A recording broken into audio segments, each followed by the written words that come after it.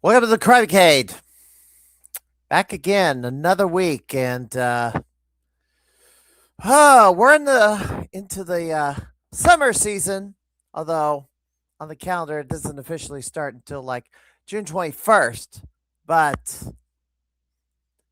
for school kids everywhere, you're in the summer months, and I expect to be crushed by this little girl over here sometime during the show tonight because she wants her she wants to be outside, and I need to do this podcast, so she had to come in, and but she would have walked through the entire neighborhood if she could.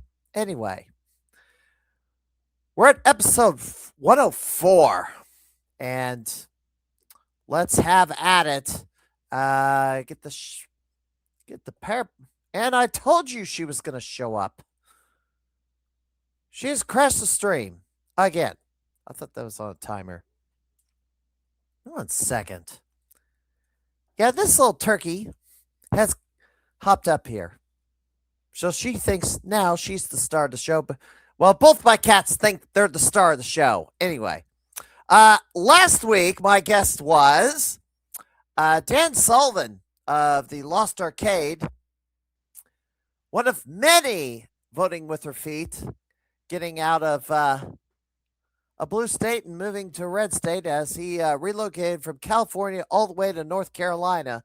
And he had never done a podcast before, but he was pretty active in the arcade restoration community. So decided to he needed to be on the show for a little bit and talk about some of his restorations and arcade finds that he's had.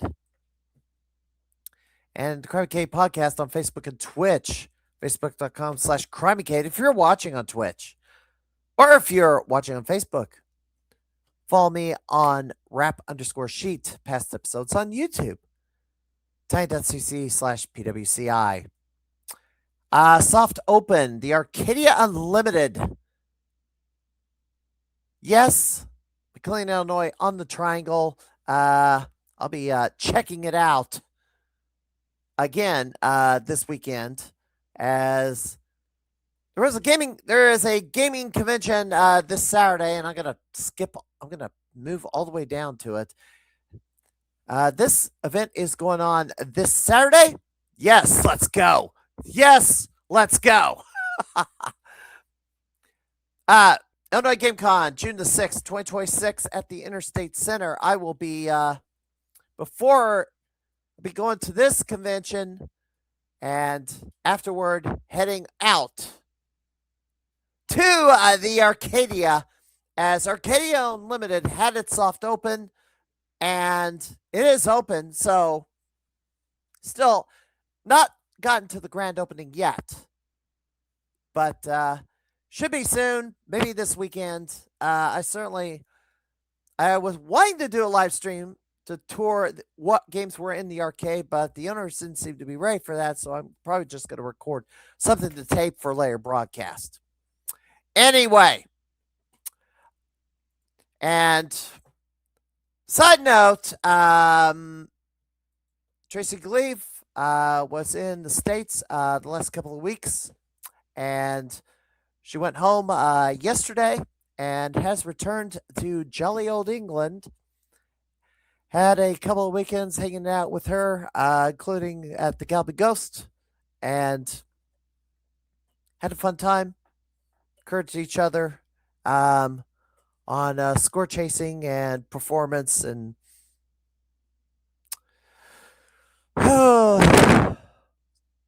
everybody has to go home at some point. Can't freeze time, and I can't turn back the clock. Anyway, but tonight I'm going to turn back the clock a little bit for this gentleman. So things are going to be a little bit out of order as to what I usually do with the podcast, because had to make accommodations for this gentleman for him to appear on here. He's turned down 4 other podcasts, I think, fairly recently due to situation at home that he has to deal with, and I have stuff prepared so he can step away when he needs to step away. But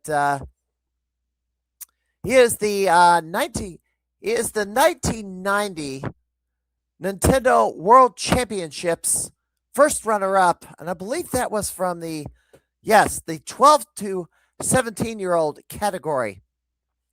He ultimately lost to Thor Ackerland in the one-on-one final round. So let's bring him in. Rich Ambler, welcome to the Crimeycade. How you doing, champ? It's been a while since I seen you last. MGC 2019? Yes, and I forgot we did a panel in 2019. Only remembers the 2018 one for some reason. And then kind of look through, it's like, oh, there was a 2019 one. I forgot about it. Why don't I have it on my channel?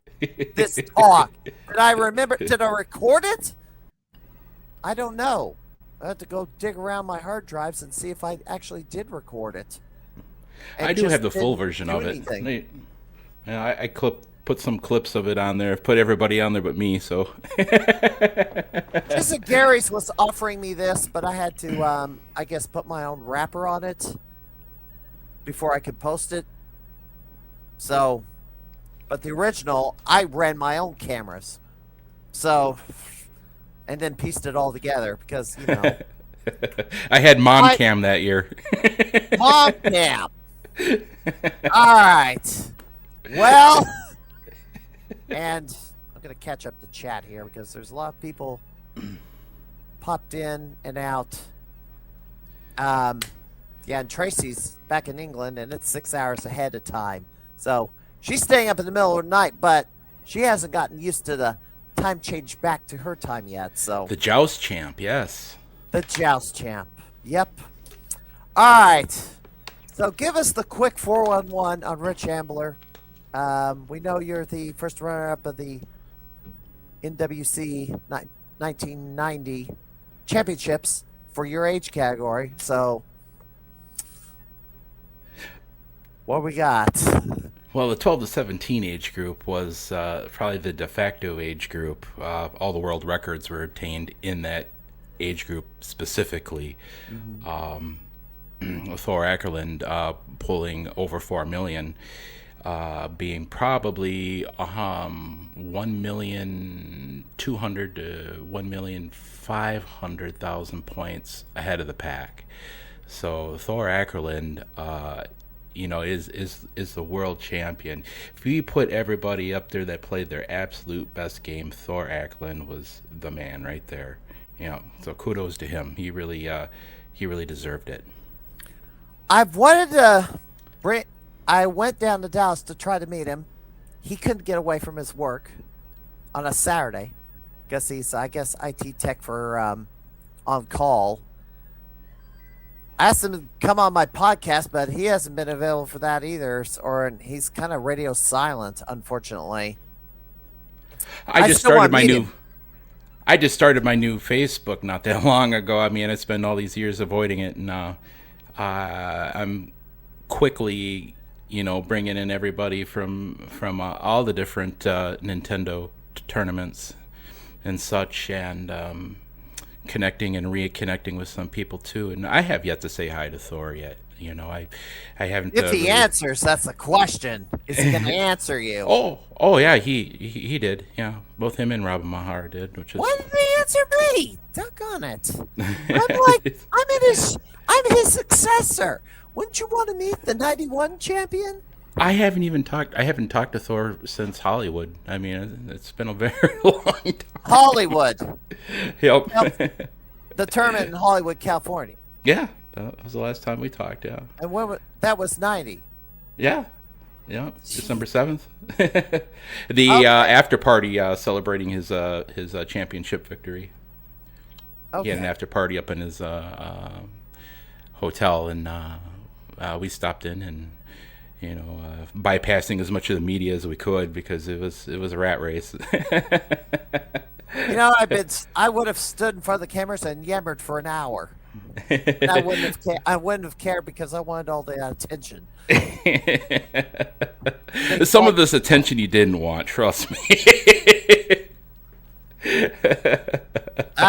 Well, I can roast them pretty good now. So, knowing how the media is, they might not want to get a little gauge in some wise guy action with me because I'll call them out. But, Probably the most, most asked question I get when I go to a gaming convention is what is it like to lose to Thor Ackerland? You know, and I always earlier on it was kind of frustrating. I'll be honest with you. It was just frustrating. But I get older and everything, and I start thinking, I this mere mortal man going against the god of thunder, and living to regale the tale. And I'll that's what say I do. this. Let me say this since you brought that up.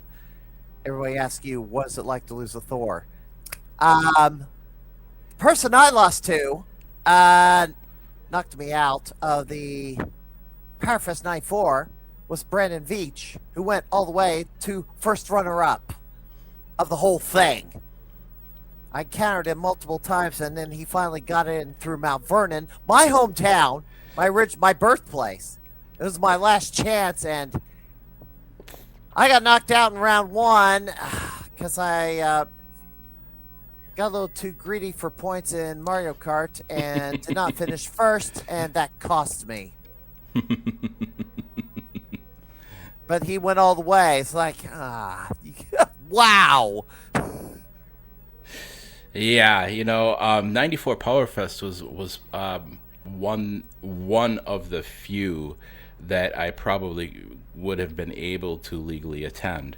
I got another question I often get asked at cons and stuff is like, you haven't really done any other contests, and it wasn't necessarily because I didn't want to, but there was usually some sort of prerequisite that I didn't qualify for. I wasn't in college for campus challenge, Yeah. 91. I only got to see what I got to see because my mentor at the time was an alumni for the UW Wisconsin. Hmm. So, but we weren't allowed to compete, um, and that one particular one, they were actually checking IDs. So, Yeah. so that was unfortunate because I was really like, oh wow, this is gonna be great. I was already practicing for it. There was a Nintendo Summer Challenge, but it wasn't to enter the big tournament. It was just, I guess, whatever was being held at Disney World. Yeah, that was another one too. Rob Mahara's championship. Um, I was too old to compete in that one by like a year, I think. Okay. Yeah, that was another one with that. Star Fox Super Weekend. I was all ready for that. I mean, I was all over that.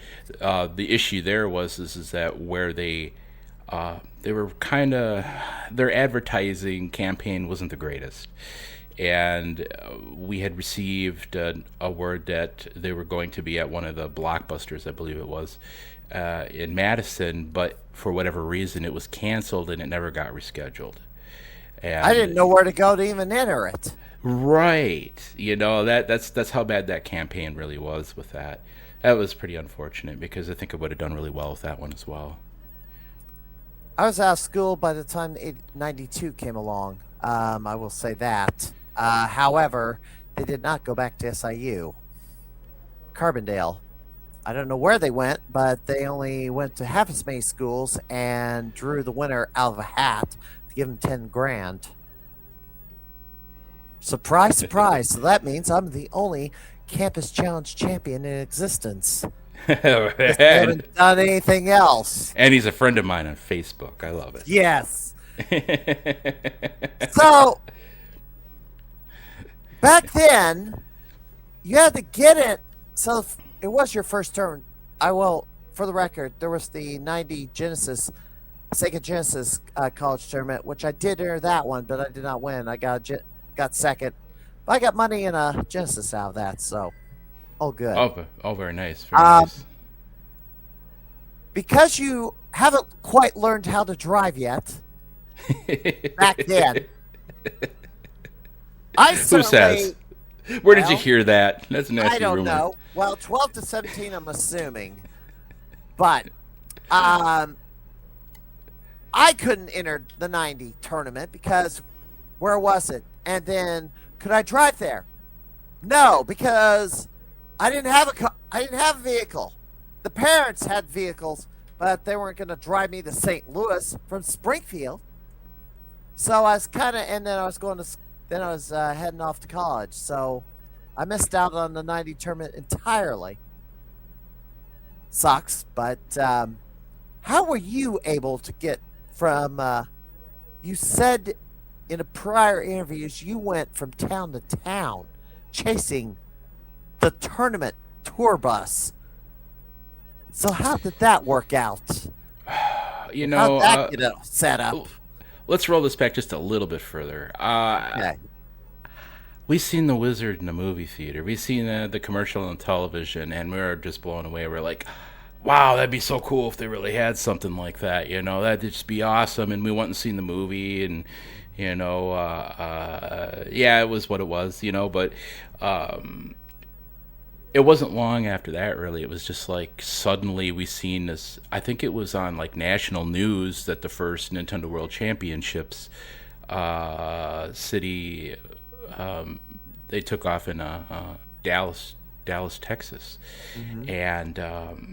and it was massive, and they were showing pictures, and you know, in our living room back in those days, we had 5 televisions, 300 and something Nintendo games, and every system that was practically available at the time, and every game stopped in the Mm-hmm. living room, and we just watched it, and we were just like, this this is it.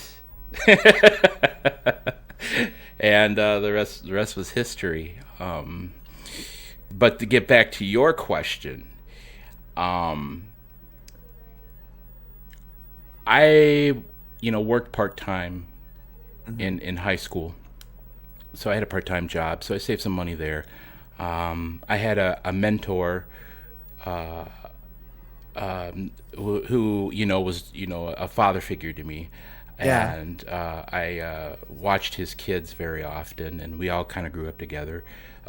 Jake Winch, he was the 11 and under champion for Chicago. Mm-hmm. Yeah, he also invented the power crash technique purely by accident, and we all played Nintendo together, and we're very collective. Mm-hmm. My buddy Jason Haig, who went on to beat Jeff Falco in Kansas City, he was there as well, and we toured any way we could. Our mentor Jim, he drove us to a fair amount, the ones that were drivable. Mm-hmm. He took us to. I went to 7 of the 30 cities, and they weren't all necessarily back to back either. I mean, I was in Yeah. the second city. I went to, the second city was Cleveland after Dallas. I mean, that's how quick we hopped on this. We were like, the first weekend was Dallas, the second weekend was Cleveland, Ohio, and we were there for that. And we needed more. We needed a lot more, and we pretty much, it was easy to hit the Midwest, but we also reached out, as far as Kansas City. I reached out as far as Denver, and as far south as Tampa Bay, where I ultimately won the last ticket to Hollywood Mm-hmm. against those that were vying to win, those that have been, many of which have been in the top 7 in other cities. So it was probably the stiffest, most difficult city you could play at. The scores were above average, for sure. Mm. Absolutely, people had their shit together by then. Yeah. Trying to pull up footage of the event where the final was going on, but I'm not finding it at the moment. Um, I'll just pull up any old video right now. Print Share screen here. Go over here. There we go. Well, this is. I'm not sure where this was. I don't know if you That recognize it. oh, that's Steve Tricus. Yep. This is a short video here. Yeah, very low resolution, unfortunately. Yeah, yeah. A lot of them are. There's very few videos out there that are very top quality, and some of the Yeah, Hollywood ones that we got from Kenny Welsh's father were, I believe, were actually recorded in Super Video at the time, and we all got copies of that, the full show, in Hollywood, and it is clean. I wish I had that for the campus challenge because they had cameras rolling, but video footage didn't really show up anywhere apart from their promotional video um, advertising Powerfest, which is Tang's on about his way to SoCal right now, by the way. who? Chris Tang, he's on his way to South Carolina, or South California, retro con. Okay, Yeah, he's Video Armageddon, and they stopped by the dinosaur place in the movie The Wizard. okay. He took some pictures up there. He's a great guy. He really is. Um, so you chased the. So somebody drove you around. I'm assuming somebody drove you around. The parents, or Right. I flew to some of them.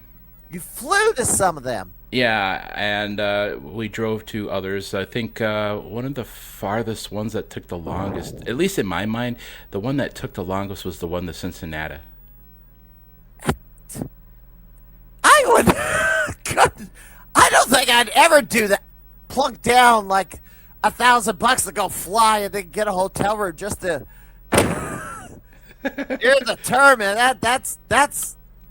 I know. PSP. Patrick Scott Patterson flew from site to site for the 2015 Nintendo World Championships. But there ain't no way I was going that far. I don't That's remember. insane.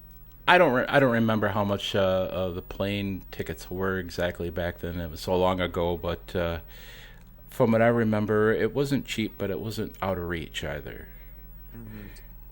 Um, a little bit of work, and a lot of help from friends, as well, family members and stuff like that. So it was something that was very collective with that. My aunt was raising me at the time, and those were some of probably my more stable years as a teenager.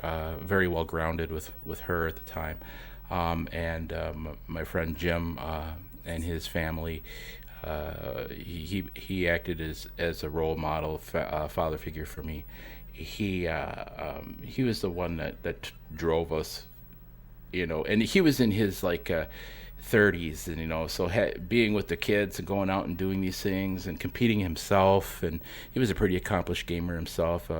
He was an attorney from the Madison area at the time, and so we were able to swing some. We did a little work, but we managed it. And we had our Game Boys too. We sit in the back and ride for 6-7 hours or whatever, and practice our Tetris skills on Game Boy. Let me go back. So I didn't. I usually go to the very beginning instead of like jump into the usual. Oh, this is footage from. I don't know why this one is freezing on me. Um, what got you into video games? I guess because Space Invaders was my hook. What was your hook?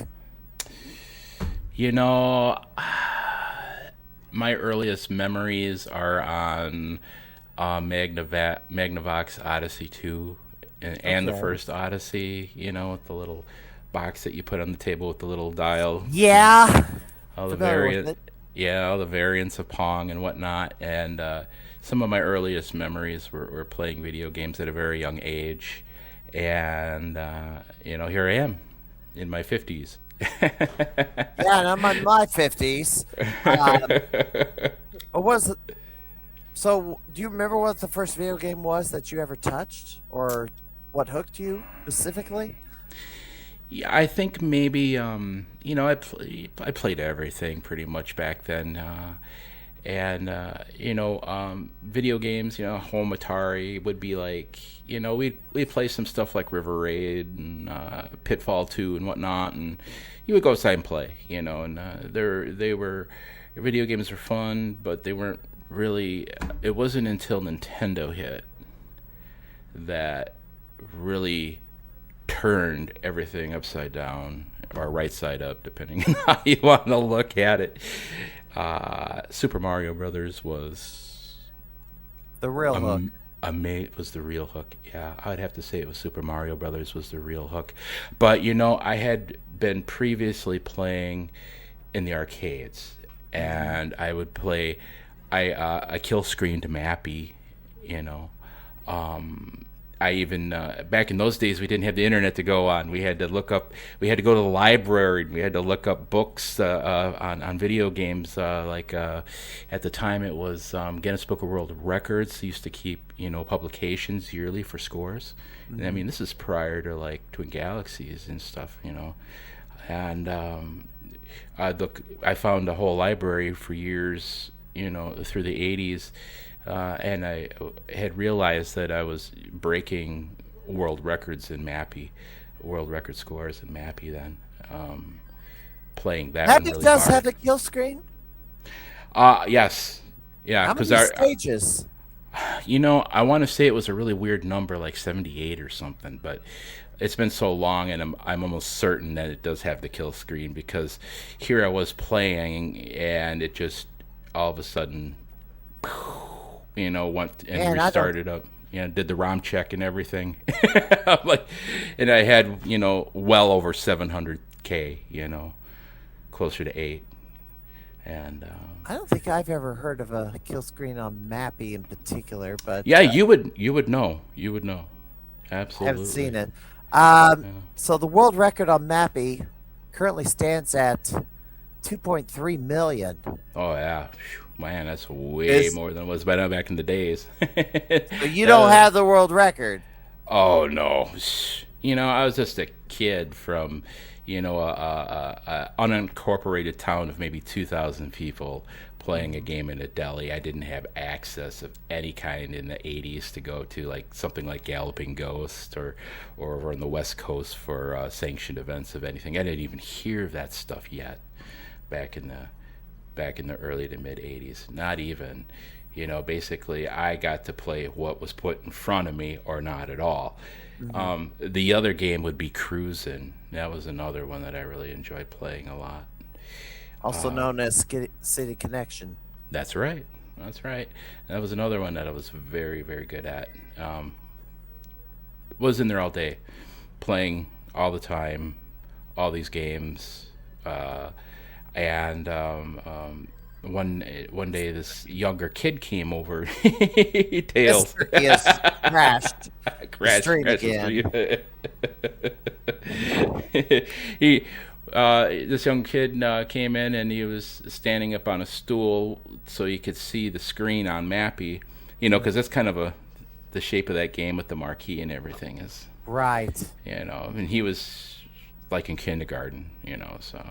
And he was standing on a stool watching me play and everything. And his father came in and he was like, talking to his son. He became my mentor, and Jake became like my brother, and we formed a very close family bond through Whoops. video games. Hmm. And that's how I got introduced to Nintendo because Nintendo came out, and we got the first console, and you had to buy Super Mario Brothers separately, Mm. and because it didn't have a pack in, and we went in and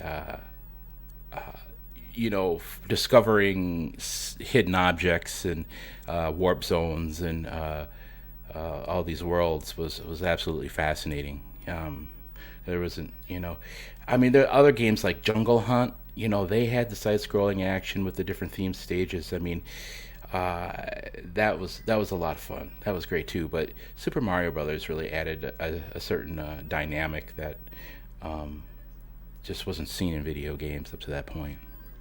Well, technically, it pretty much saved the video game industry. Yeah. Because coming out 84, all the and this is video footage of one of the late stages of Mappy. You had to This be stuff, really, really good at dealing with the saucers, those Goro I call them saucers. They call them something else now. I figured they it's give a them. Goro coin, pretty much is what they Yeah, call it.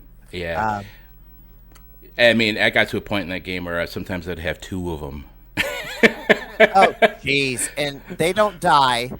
You can't touch them. You can't touch them in when you're bouncing off a trampoline either. But you can drop them on microwave floors. Yes, that's the only way to. That's the only way you can deal with them, but that's only Yeah. on stages 12 to 16, I think. I used Which to kind of make it a thing to see just how well I could deal with those, and yeah, when two of them come out, that's crazy. yeah, it's too fast. Anyway, Yeah, I'm Jungle Hunt was okay at great this too. game, but not. I haven't done very well with this game lately. So, what arcade games are you? You had besides Mappy, you've had some scores back in the day. Um, what were your prior Well, games? Super versus Super Mario Brothers came out in the arcade, and that was the one that I really excelled at because I'd already mastered the home version, and Mm-hmm. I was doing a lot of things that nobody was doing in that game. You get on Facebook these days and you see, people look, you can jump over the flagpole in 3-3. I didn't know that. I was like, I did that back in 85, I haven't 86. been able to pull that off. I had to use Game Genie cheat code for that. Backwards warp even, and I'm not even Yeah, talking the minus worlds. I'm talking, like short little, getting into 6, 7, and 8 warp zone without triggering it and going down any of the pipes and re- recycling around on that again. And there was a lot of other yeah, little things. I did try that. I was Uh, excelling at breaking that game. That I made it a thing. I was breaking this game in every possible way I could back then. There's some other glitches like causing the trampoline to disappear, and then if you hop on it, you're stuck. Somebody found a glitch where I think they made the vine do some strange things and go to strange places. Um, Wrong warps in the middle of the level, it sends you to the sky instead of the coin room. If it's and basically skip a portion of 8-4 where you can go down the pipe and it puts you in the wrong spot, but puts you ahead, but they call it illegal. I could Quick even do. calls it illegal, and and Orcade calls it illegal. Well, Super Mario Bros. Has a ridiculous rule set, human rule set that you have to follow this. And it's like, I'm not playing. I'm not going to play this for the world record if I have to follow these, jump up through all these hoops. That's ridiculous. Oh, with the turtle tip trick. Oh, yeah, that too was banned. That broke a lot of that, and that's why they have some of the rules that they have, and doing a lot of farming and things of that nature. For That points was and out cheat everything. codes legal. Well, glitches have been outlawed, so, argue that with Doc Mac. Good luck. Oh no, Super Mario Brothers, the Twin Galaxies rules for that or something that I haven't even bothered touching with that. I'm just like, had my day with that. Ridiculous. Um, Let me ask you this. So, Kitty. gosh, yes, Angel. She is 18 years old. She doesn't have her Oh. canines. She's the, she wants to go outside, and I have to run around with her. Hmm. 18 is a lot of years on there. Yes, Congrats, and Putty she's Cat. 6 pounds. Yeah, She's mine not as passed away heavy a as she couple years used. ago. Yeah, yeah, Queen, all right. I, I lost track of because I've written a few notes down and I've listened to a couple of your podcasts. So I decided not to write as much as I need to because I think you were just gonna just take the ball and just charge to the end zone with it. So the 1990 campus, not the campus challenge, the NWC night cart. When you were playing back in the day, you had to figure out tech to score really high, and there were certain things that had to happen. There were certain things you did in the game. You might not know it unless you were, I guess, studying it, like with video cameras, videotaping the screens or whatever. Oh, that's what Like we did. some Yeah, people all the did. time. Yep.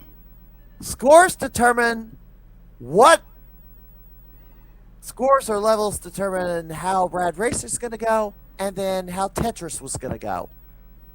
Tetris, the first 30 some odd lines or tiles are random, and the rest are the same after that. The that's changed a little bit.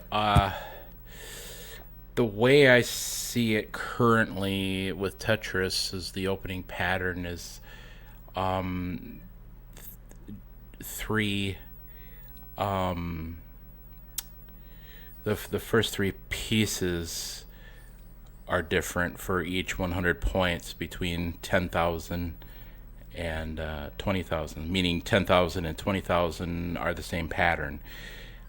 If the 50 point is irrelevant, it's every 100 points is a predetermined pattern, but it's only, from what I understanding now, is only really about the first three pieces, and then the piece set is the same for all the patterns beyond that. Okay. You know, so it's possible to have like um, if you can set it up just the right way, you can have a pattern that is like uh, 10,003 and 10,004. But the first three pieces, if you can set them in just a certain way with a certain style, then you can actually continue to the rest of the pieces will continue to flow as Hmm. but it's the first three pieces, and those are all swapped around, and sometimes so that's I found that pretty interesting. Megatech, I believe, was the one that broke that one to us Hmm. with his recent world record, and that was very outstanding work. So impressed with that. You know, uh, that's probably the biggest change up in the game since the new method in Super Mario Brothers, where we stopped going the World 1-2 and we're getting all of our coins in 1-1 in order to save a minute. Minute Yes. two, if you're minute three, at absolute perfect. Speed running was basically required, yes, for Mario 1 and Rad Racer Yeah, to get speed as running much before time speed in. running. Yeah. Yes, to get as many points or much time as possible in Tetris because that multiplier. Oh yeah, Now, that. that also depends on how good you are at Tetris. Because if you're not very good at Tetris, weak at Tetris, probably wouldn't have helped you all that much. Uh, No. I would have probably spammed points in Mario Bros, knowing that rule that you had to get to the end. Um, the And that night, was something that happened to you in '91 because during the actual, finals for you, they dropped a bombshell on everybody saying that you can't, you have to play all three games, and you're like, whoa, oh, I always played all three games. That's the yeah. thing. Um, I had to play all three games. That wasn't any different for me. I Ah, thought we were gonna go to. I'm trying to pull up the somebody's run. Here we go. This is why I was trying. I yeah, thought they this was the required us one. to score points in all three games. Ended up being the official hard rule. Yes, and that's always been a thing with the campus challenge. Yeah. I will say that we all scored all our points in Mario Bros. And not as many points in Dr. Mario. Now the pros videotape the screens, and this is a world record run. Well, former world record. He's up this since, but I can't find his damn videos, and this cat keeps walking in front of my keyboard, so I can't even do a search on it because she keeps getting in my way, and I'm having to reach over this idiot. And my other cat's about ready to crash the stream. But anyway, This video is of Paul Tessie playing the 90 cart. He actually got a high score fairly recently, but the strategy he came up with to get maximum score was he was stacking, piling up all the pieces in one spire in the middle, and then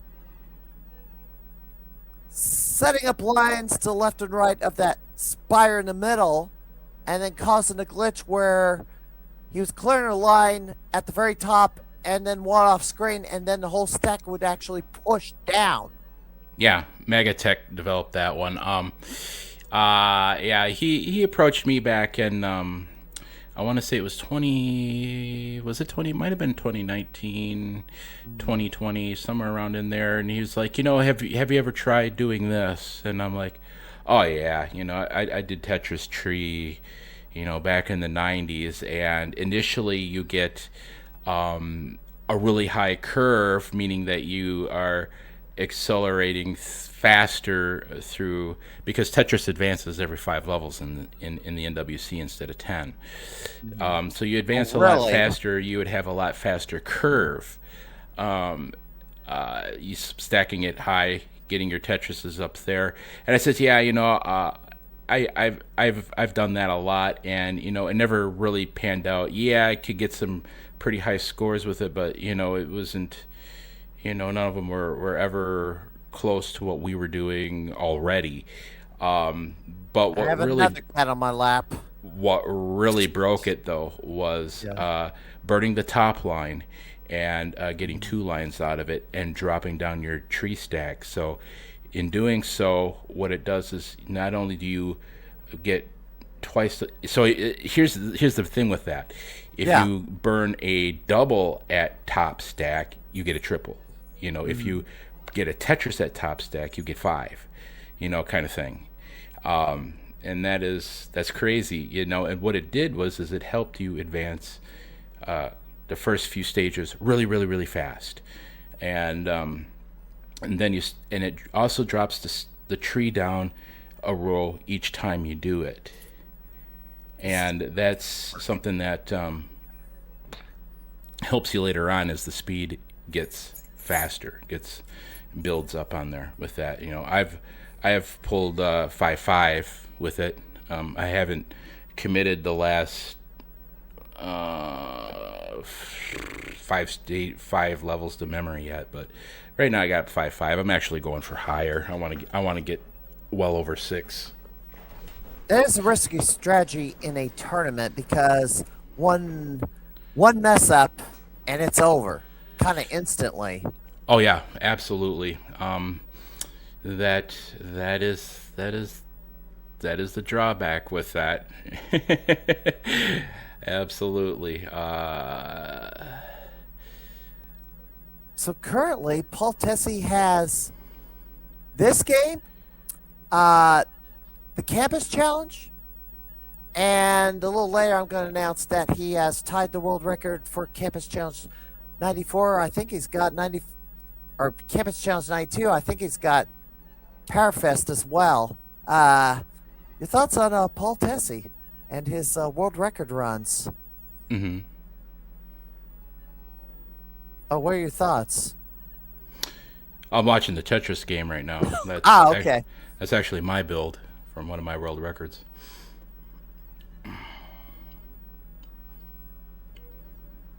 Yeah, this is the former world record because I forgot what the score is, the new one, but I think he broke. I think he broke. This is 5.3 mil, so did he breach 6 million? I'm not sure. Yeah, that was a close call right there, because that piece sticks to the stack and it won't move, and it's over. Yeah, and that's dangerous there. See, The this only would be the only difference between my build and this build is at the very end where he pulls off I think he pulled off a double at the very end on that one. See, I would have dropped the Tetris block right there, and it's like, because I don't know how much time's left. But Yeah, after a while, you get really used to. You have a really good feeling of where you're supposed to be. You know. and I used to back in the days. I used to practice with a timer all the time. I'd take one yeah, on stage with me, or I'd take one in the pods with me at the NWC. I would, even at home when I was just playing and practicing, I'd put the timer on. These days, I rarely, if ever, use a timer. I've been playing it for 35, 40 years, almost 40 years, and you kind of get second nature, you know. I've never got. I will say, I never scored anywhere close to the scores he put on these tournament cards. Hmm. Not my own, obviously. Um, yeah, the Cabbage Challenge. I can't do Dr. Mario very well. Oh, oh, he just okay. He must have knew how much time was left. Yeah. Yeah, that was Time the double at 25. the end. Yeah, That was because the he double. threw his controller. Let's, anyway, there He it could have is. probably pulled a few more out of there with that the amount of pieces that dropped after he got tossed Well, his as I controller. stated, this is the Okay. former world Grab the other record, one. not the current one.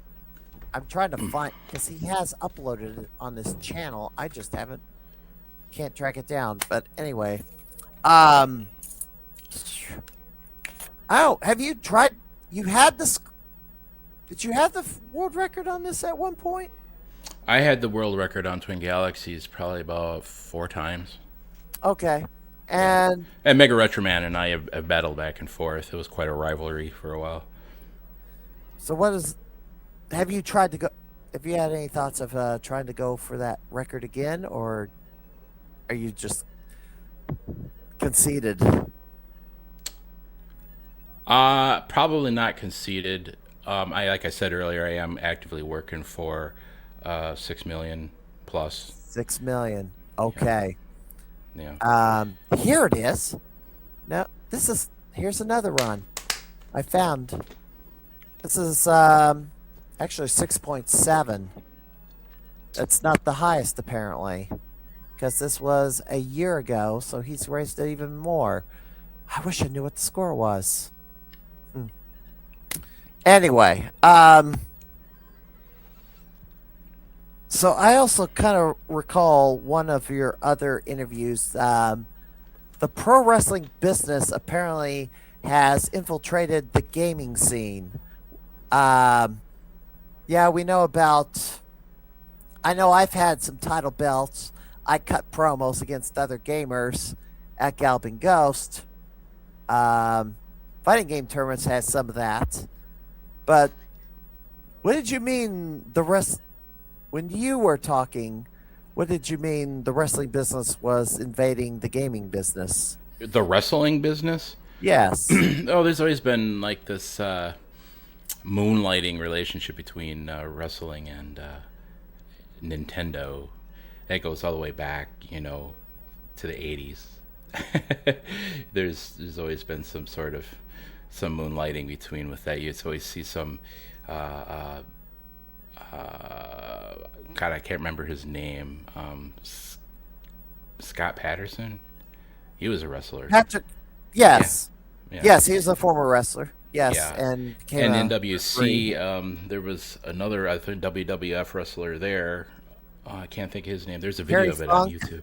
Yeah, Terry Funk and Paulie Dangerously. Are you talking about that one? maybe. Yeah, but there was always there was wrestlers at the Hollywood event. So there's Hmm. always been this thing where wrestlers and Nintendo and gaming and maybe probably in gaming is a whole. You know, so I always thought that was interesting. I heard that somewhere else before too.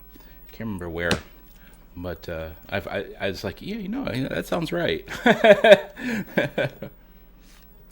Um, Thoughts on esports. So the OG Nintendo tournaments kind of kicked it off. Um, how do you see the how's the evolution from your eyes? How has the evolution of esports progressed from the early Nintendo tournaments to what we have now?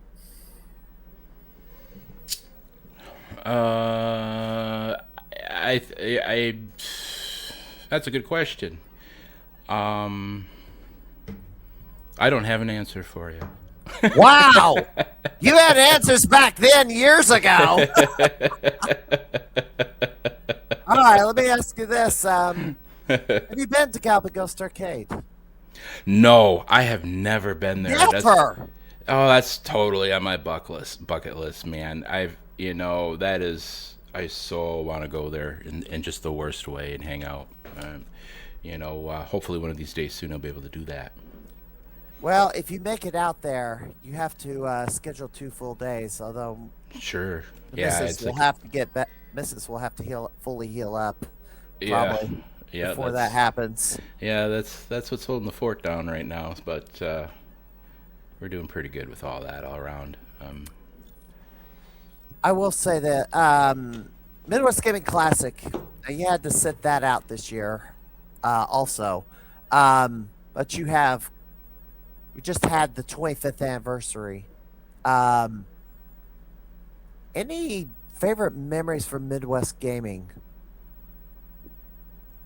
in past cons? Let's see. George Takei, I got to play Game Boy with him when he was in Madison one year, and I wasn't too far off. My NWC win and our in placement. So that was a lot of fun watching. Hanging out with him and playing that. He never really played one before, so it was kind of comical to listen to him and watch him as we were playing. We had them linked together with Tetris, and that was a real fun. That was a real fun time at the con. That's one of my favorite memories. Um, any other He's like, anything? I can see how you like this. This is really exciting.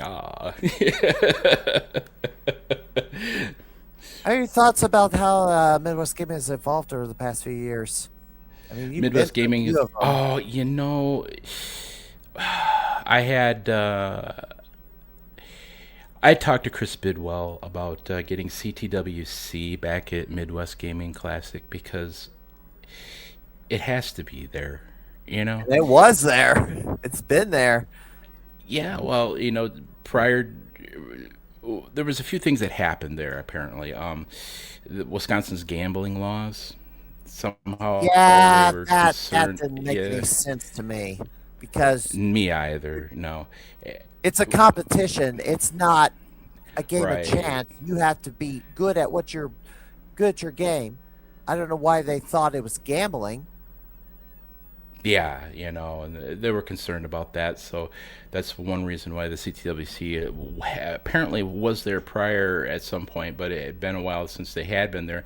I went there that year and they didn't have it, of course, but I was really gearing up for CTWC the next year. It was 2020, and 2020, came to a screaming halt for us all. So Yeah, and of course, with everybody I'm sheltering in bitter. place, we had all of a sudden the new rolling technique came out. Yeah, And and I can't do that either. I'm only average at Tetris.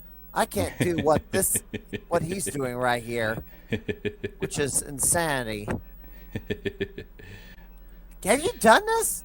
yes, You I have. got I got video What on my um, Facebook. what is your personal right now? My personal PB is 5.5. 5.5. So you got a bit. Yeah, So you got a bit to go. To break 6. not too bad. Not too bad. But Yeah. Campus Challenge is doing quite well for me too. I'm currently 21 million. You know, Yeah, that's. I didn't think it could go any higher, but 60 million got breached. And it's like nobody yeah. thought. Nobody thought that. Not decades ago, certainly Blaine Phelps, which I had on my podcast, never conceived those scores. 6 million was the high back then. Yeah. Not, and I can't do all that. It's like that. I can't memorize all that to put together a combo, a Dr. Mario. I can't That's do one it. thing Mega Retroman and I are both really excel at is memorizing boards and committing them to memory within just a few days. Yeah, and That's you didn't have much time back in the day. You had to have a VHS camcorder or a Betamax yeah, camcorder. yeah. Well, back then we didn't know that towards by the time we got to Hollywood, the best players, the top seven in the 12-17 age group were, the best Nintendo players of the world. That is no joke. And there was some that didn't get in that top seven that are, as well, and by that time we had realized that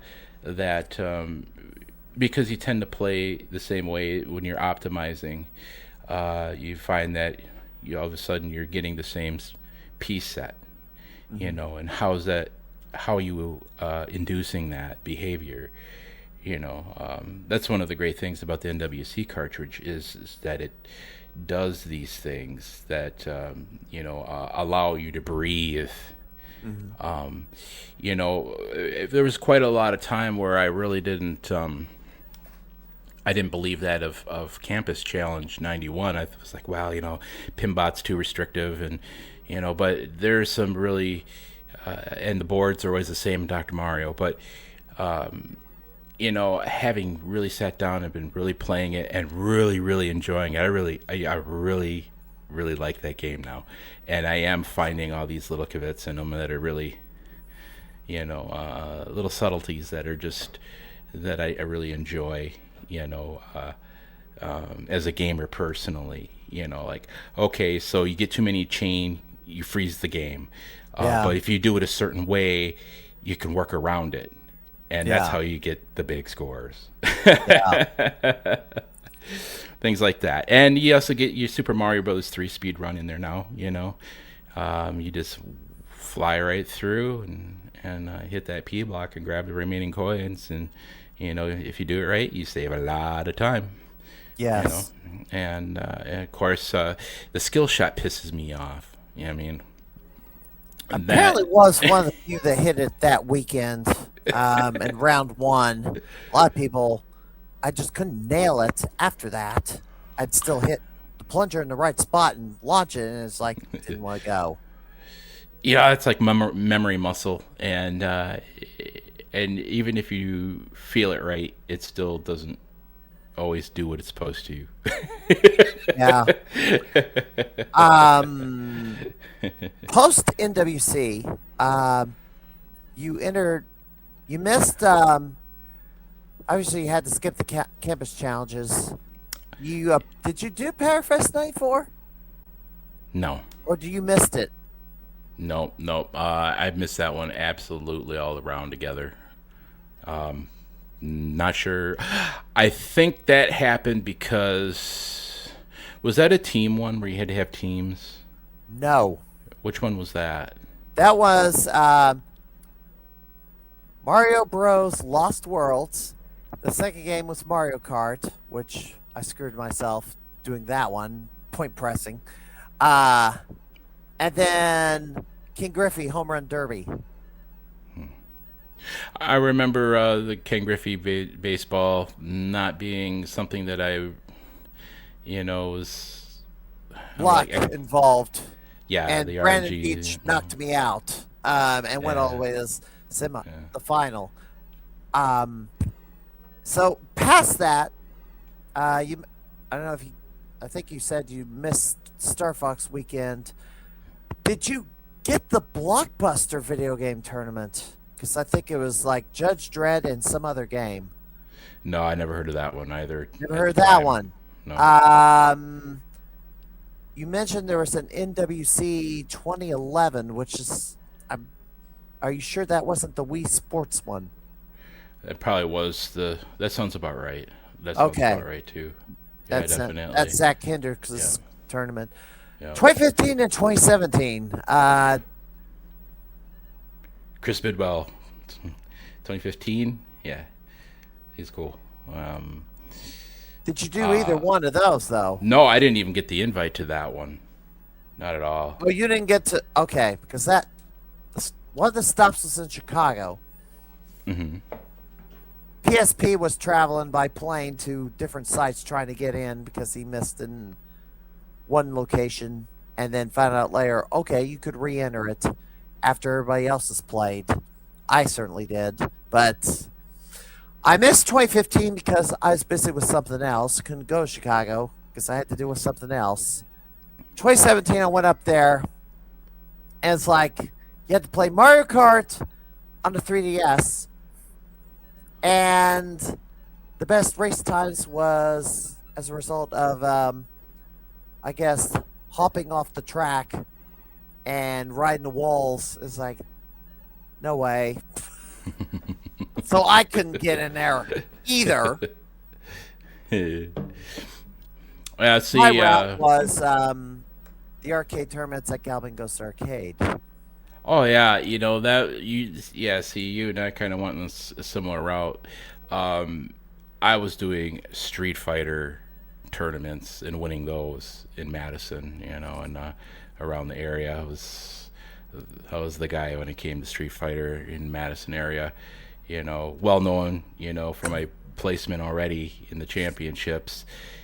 Street Fighter 2 came out. The first time I think I got to play that is when they unveiled it in Chicago at the Spring CES in '91. I think it was Thor Ackerland's dad got us press passes to go in. Yeah, I went I into had to that. create a fake business card. Well, not quite a fake business card, but happy business card. And I got in I've heard of that. 94. That was the very last one. And it's like, it's not coming back. What? Like, I finally get to it, and it's not coming back afterwards. Like, God. Ugh. HOF in Popper. Thanks for the follow. Oh, Pops. Welcome in, Pops. Yeah,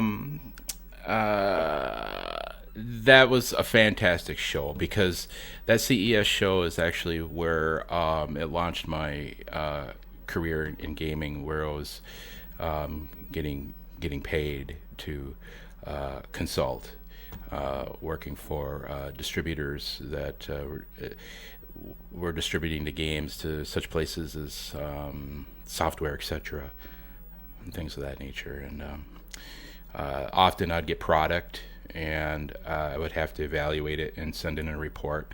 And sometimes I would get to keep the merchandise. That's how I got my Neo Geo and the whole original library of Neo Geo games. They sent them all and they're like, just keep it. We don't want the shipping. Gee, that's a over $500 item that they're giving to you for free because they want to pay shipping. I'd kill for that. Oh yeah, there was a lot of other stuff that we got too Oh, earlier on. Pete's event. That's the finals. That's what they meant. So I did that. I did that gig for quite a while, and it was behind the scenes because officially, I signed,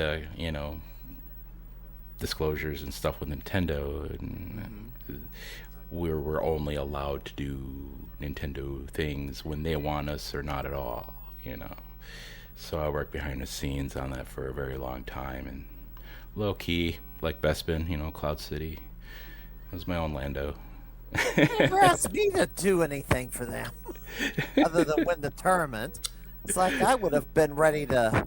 Well, yeah, Nintendo was just as brutal then as they are now, and Well, I wouldn't have cared. Well, I had thought of like of singing an application to become a Nintendo counselor, although I was still in school and trying to get employment. And they're in the state of Washington, and I'm in Illinois. It's like, how would that work out? I don't know. And then, although the way I function as a person, it probably wouldn't have been very conducive if I ran out there.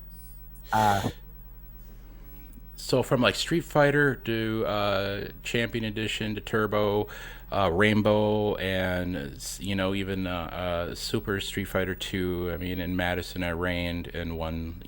Like 3 or 4 years running straight. Mhm. Was champion with that. And when I wasn't doing that, I was doing esports tournaments. Mhm. And that came very quickly after Hollywood. Even I rounded a bunch of NWC friends. I had guys like Tim Drews, who was Mhm. also in the 12 to 17. I had Nick Whittlesbach. I tried to get Whittlesbach to come in on your podcast, but he doesn't really do shows these days.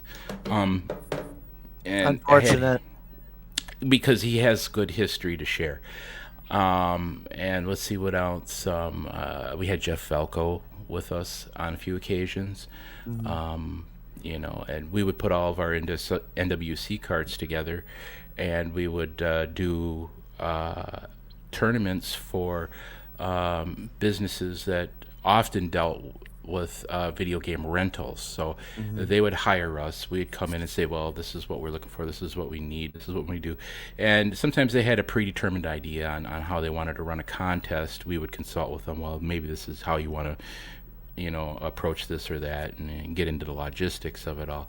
And some of them we had pretty much the whole sort of, the whole production part of it. And we had a lot of freedoms to do some really incredible things. I mean, I did one up here for Reedsburg, Wisconsin, had a motel hotel chain, and they also had the bowling alley where we held the tournament, and they also had um, a video game rental store chain. Viking Video is what it was called. We did that for about 3 years. Reoccurring champions would come in, and the whole community. Anybody who was around, it was pretty well advertised, and they would play. They'd get the whole Nintendo World Championships experience. Mhm. Uh, on a smaller level, of course, but we had prizes, we had cashes, we had trophies, and we had the excitement right down, to the Terry Lee Torak style announcing. Um, we had lots of televisions because Viking Video in particular, they had the motel hotel situation, so they had a lot of CRTs in reserve from the rooms and stuff. So we were doing console based esports after the Mhm. championships, and this is well pre um, uh, CTWC even, Yeah. and we did this for quite a while, quite a few years, mostly around the Wisconsin area. Dabbled a little bit around into um, Minnesota, I think even Iowa. Uh, and we did quite well with that. And we also had different types of tournaments as well, different games and stuff. One of the things we really wanted to do was, of course, NES Tetris, but back at that time we did not have the technical skill to make sure that everybody got the same piece sets like they can do Yeah. now. They And got this that's special cartridge, this Tetris Gem cartridge. all the seating. Yeah, that was a key component that we realized we needed to have and just didn't have. Yeah. So, and that so I spent a lot of time bringing esports, participating because I love doing it. I love building the show. I love running the competitions and stuff, and getting involved in doing that stuff. That was a lot of fun. I'd really like to start doing that in MGC. Yeah, doing more retro orientated, I stuff. would like to do some retro tournaments. Like that was kind of the focus for me the last couple of years. Not this year, because they did change things up. Um, yeah, that trophy way back there. That was a retro game championship trophy. Then that was acquired on the third try, but I missed out on the guitar that was offered in year one and year two. Dang it. Uh, Let me switch to this. You said Street Fighter. You were Yeah. one of the best Street Fighters. Did you ever enter, or have you ever gone to Combo Breaker? No. No. Have you gone to any event like Combo Breaker? No. And I'm in the background in this shot here. I did go this year, obviously, for the There was first a time. fellow that didn't he have like he did like an upset with a previous champion on that, and it was a real big deal on that one. I seem to remember seeing something online about that. You'd have to tell me which game it was or which fighting game it was. I remember the Oh, first time I met you, we were both playing Street Fighter. yes. Yeah. I just went to watch this time because I had not gone there before, and I kind of need to see how things are. Oh, you need to step away. Looks like he met. All right, stand by 1 second. We're good. We're good. Are you sure? Yep, I'm sure. Okay. Because I was about ready to invoke my emergency material, time killer material. All right, if she's good, because I was kind of asking earlier because an hour had elapsed and nothing's happened. So if she's doing okay, we'll keep going. Where were we? Yeah, we had met at Midwest Gaming Classic 2019, and we were playing Street Fighter 2 Champion Edition on Core Graphics. I'm not sure. I don't know if I remember that either. But then again, it's been 7 years. Yeah, Stuff is kind of a blur now. yeah, it's like I'm actually pretty good up here yet. I think. I know that. Well, you might. I mean, if you could enter one of these fighting game tournaments, do you think you can hang with these guys? These days, probably not. No, I don't. Back then, I was living and breathing Street Fighter. I was playing at a time. I had all the cancels and counters for every character. I was good at every character.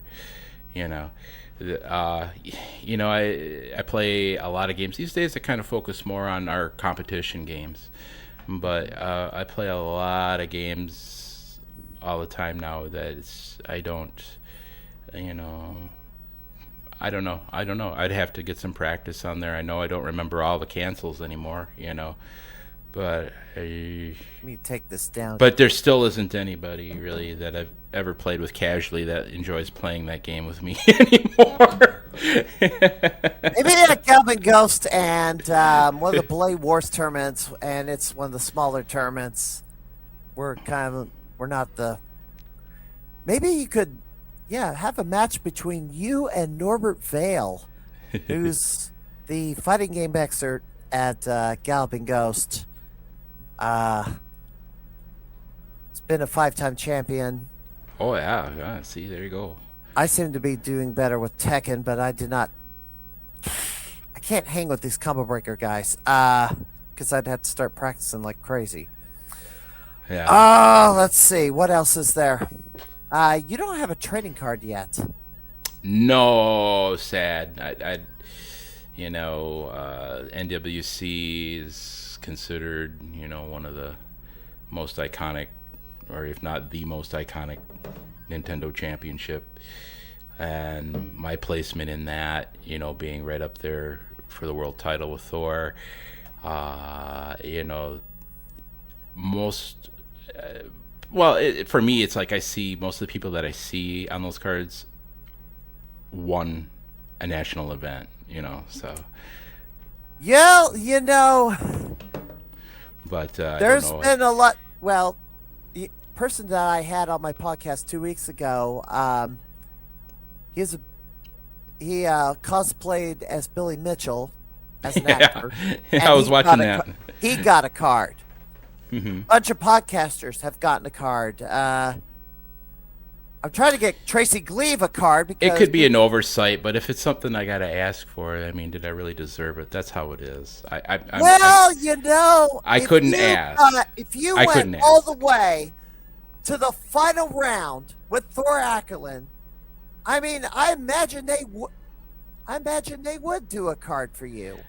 It's probably an oversight. I really don't know. Todd Freeman, if you're watching, reach out to Rich because I think they would give you a card. See, even Paul Tessie agrees. Tessie's got a card. Oh yeah, cool, cool. Yeah, I Reach out mean, to Todd Freeman. I think he can hook you up. You just have to write a 200-word description on the back, or a limit of 200 words, and as to what your gaming street cred is, and a photo. I think a photo of you, and I think you got. Do you have a Nintendo trophy? it was really, really exciting to watch the Arizona Retro um, tournament. Congrats, Mega. Congrats on that. That is a milestone. You know, uh, that was some amazing gameplay all around, and well deserved. I mean, that was like a glove fit for you. You know, so you know, congrats on that. That was I could amazing have work. sworn they gave Thor a gold trophy, but the runner-up got a silver trophy. Is that correct? Yeah, the Mario trophy, and you know, mine actually broke on the way home from Hollywood because they didn't tell us that it was made out of a ceramic. They were painted in gold leaf with the acrylic base and everything. You know, I gotta actually, I have it, and it has to be restored. But yeah, it's And then pack it with packing material to soften it, then send it in a box with all the packing material to protect it. And I know the TSA was a real jerk to Zach Hendricks. yeah, you know, and this was pre TSA. We kept ours on the plane.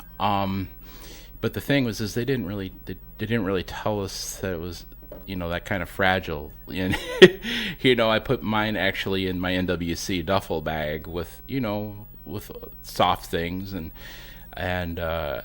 it, it got mashed up pretty good. So, you know, I saved all the little crumbs, Damn. and they're in a box, and Hold on a second. I gotta show you something. got to put it together. You know, one of the things I want to do is I've been kind of shopping around looking for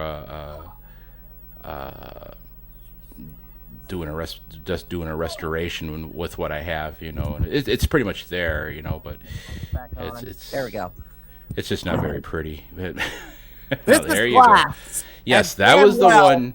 That was yeah, that was the one that you didn't want to bring to MGC, and we understand why.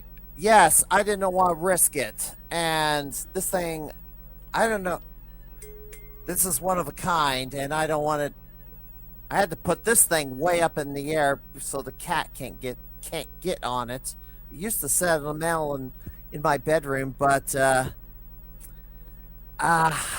Cody kind of bumped it, and it's like, nope, it's going way up high where you can't The get way up. I understand it, Thor's trophy also broke too, and he had to have a restoration expert come in and work on his as well. So He you know, also they're very had fragile. They're very fragile. Thor also had to auction his trophy off because he also had an ailing wife, and they had to cover the medical bills. Unfortunately, she passed away. So we Uh, have some things in so he common. doesn't have Yeah. it. So he does not have it right now.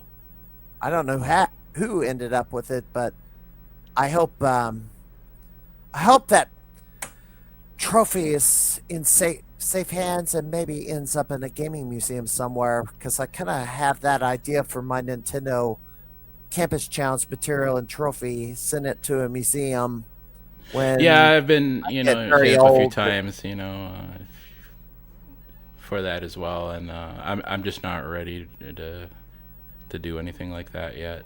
Well, So no, we got some years left, but yeah, when I'm getting close to getting in ready. my 70s and such, it's like that. The plan needs to be kind of. put together because the family's not going to want to keep it. I don't want them throwing it away. Oh, heaven forbid. No, it needs somebody's offered to buy my Geostorm and put it in the museum, which I still have the grand prize for the campus challenge in my garage.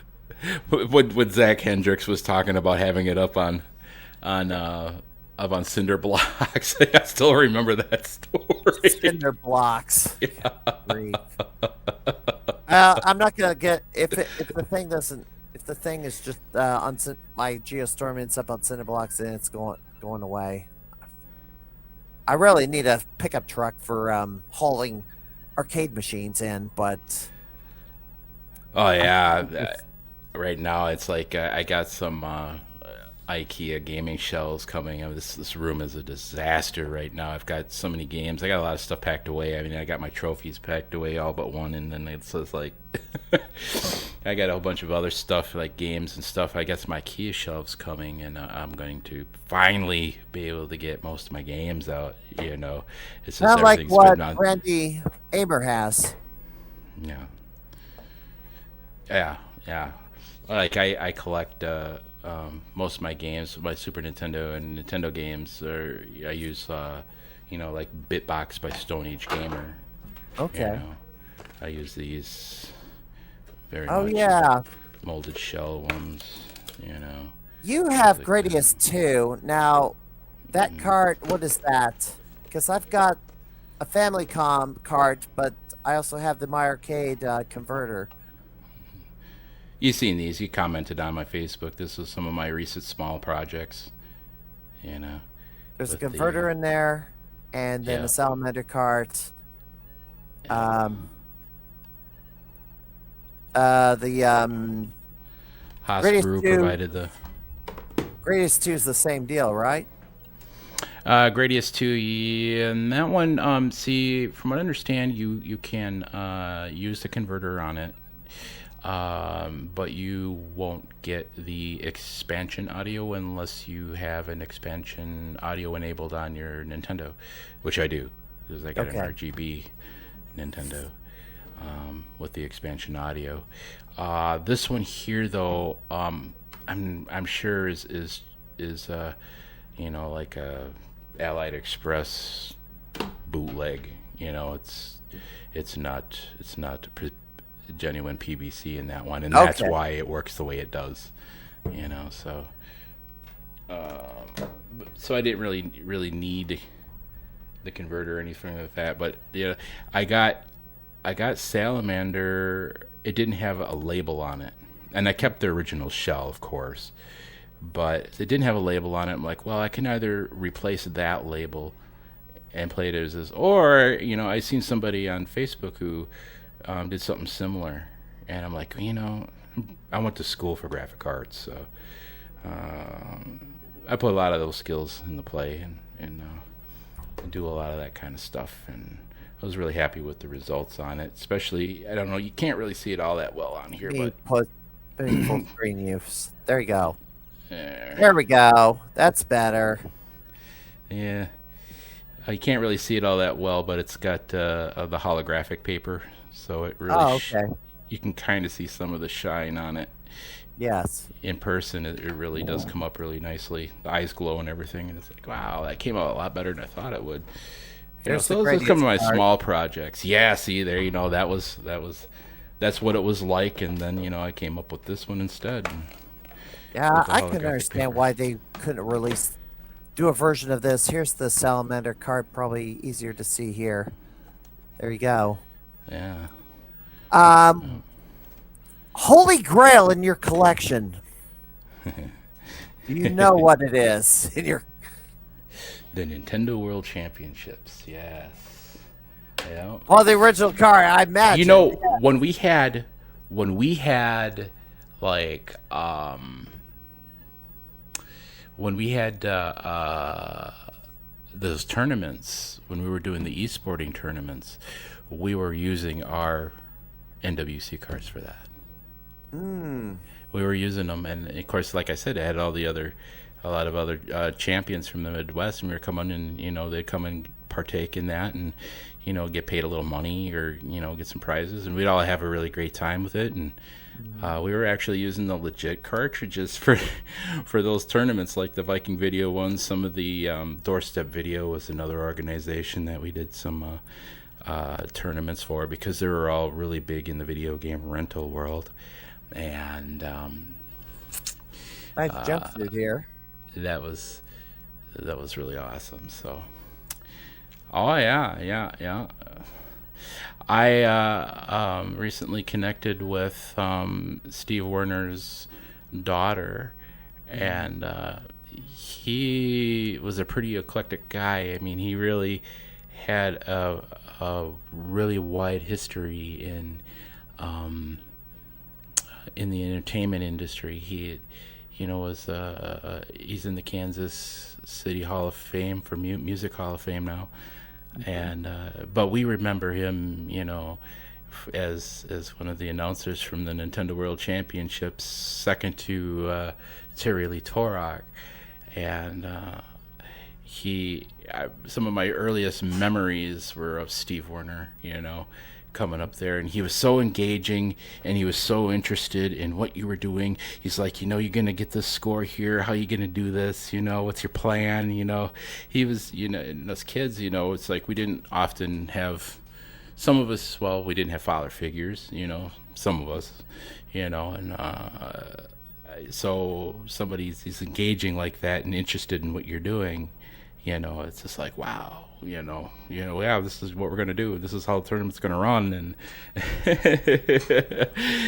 he was a really cool guy. But I learned a lot recently about him being in the Kansas City Hall of Fame, and my sis, Amy, she's got the scrapbook, if you want to call it, a scrapbook from the NWC that we have, and inside of it is a lot of memorabilia. Everything from news articles to because it wasn't just me; it was our bro Jake and Jason Haig, and we had a lot of memorabilia and a lot of memories stored in there. And I know some of those pictures that we have in photo albums, have a lot of pictures of Steve Werner in them, and Terry Lee Torok and everything. You know, Tampa Bay winning that city was something that was very double-edged for me. It was one of the greatest moments for me, gaming-wise, but it also came with a price. This is my aunt. While I was actually competing in the top two for the Tampa Bay City title, I my aunt and uncle were killed in a van motorcycle accident at precisely that time. And by the time the final had finished and I had won, I had already gotten a phone call. My mentor Jim at the time received that phone call, and very discreetly we had to pack it up and get home right away, because that was very bittersweet on my part. I almost didn't make it to Hollywood as a result of that incident. That accident really devastated the family, and my aunt kind of didn't want to.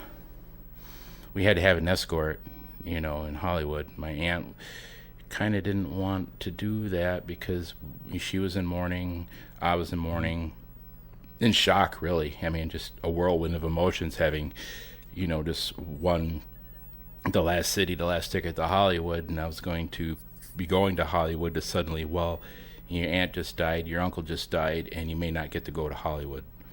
And that's how that went down. And I was very fortunate that my aunt was able to do that and get me there.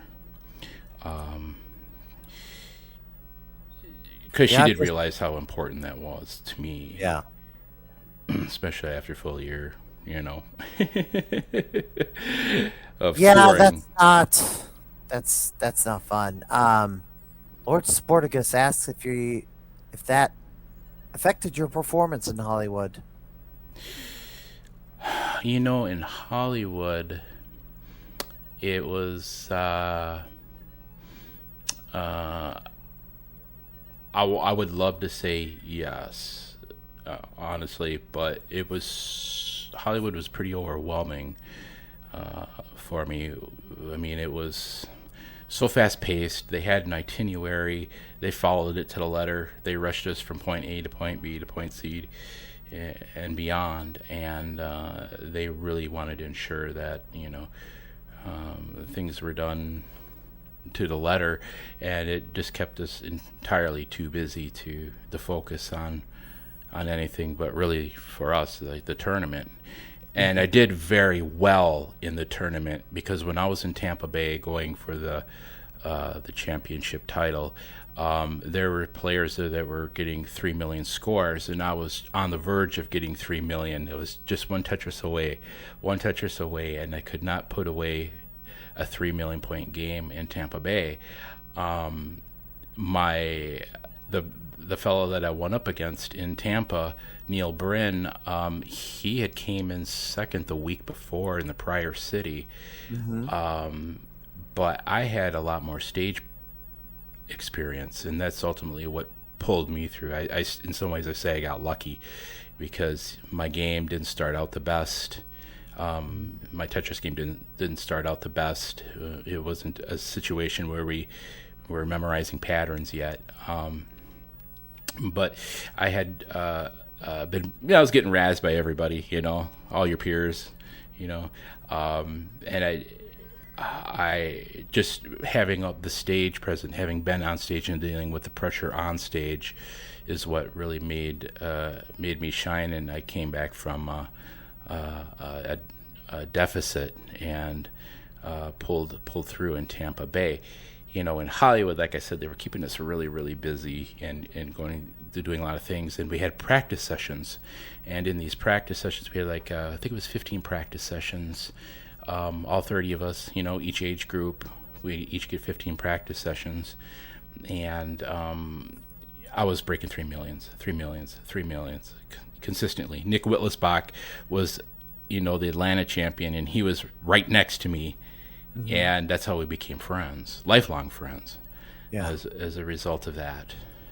And man, I was just destroying it. I mean, there was only like 3 out of the 15 games where I did not get a 3 million point game.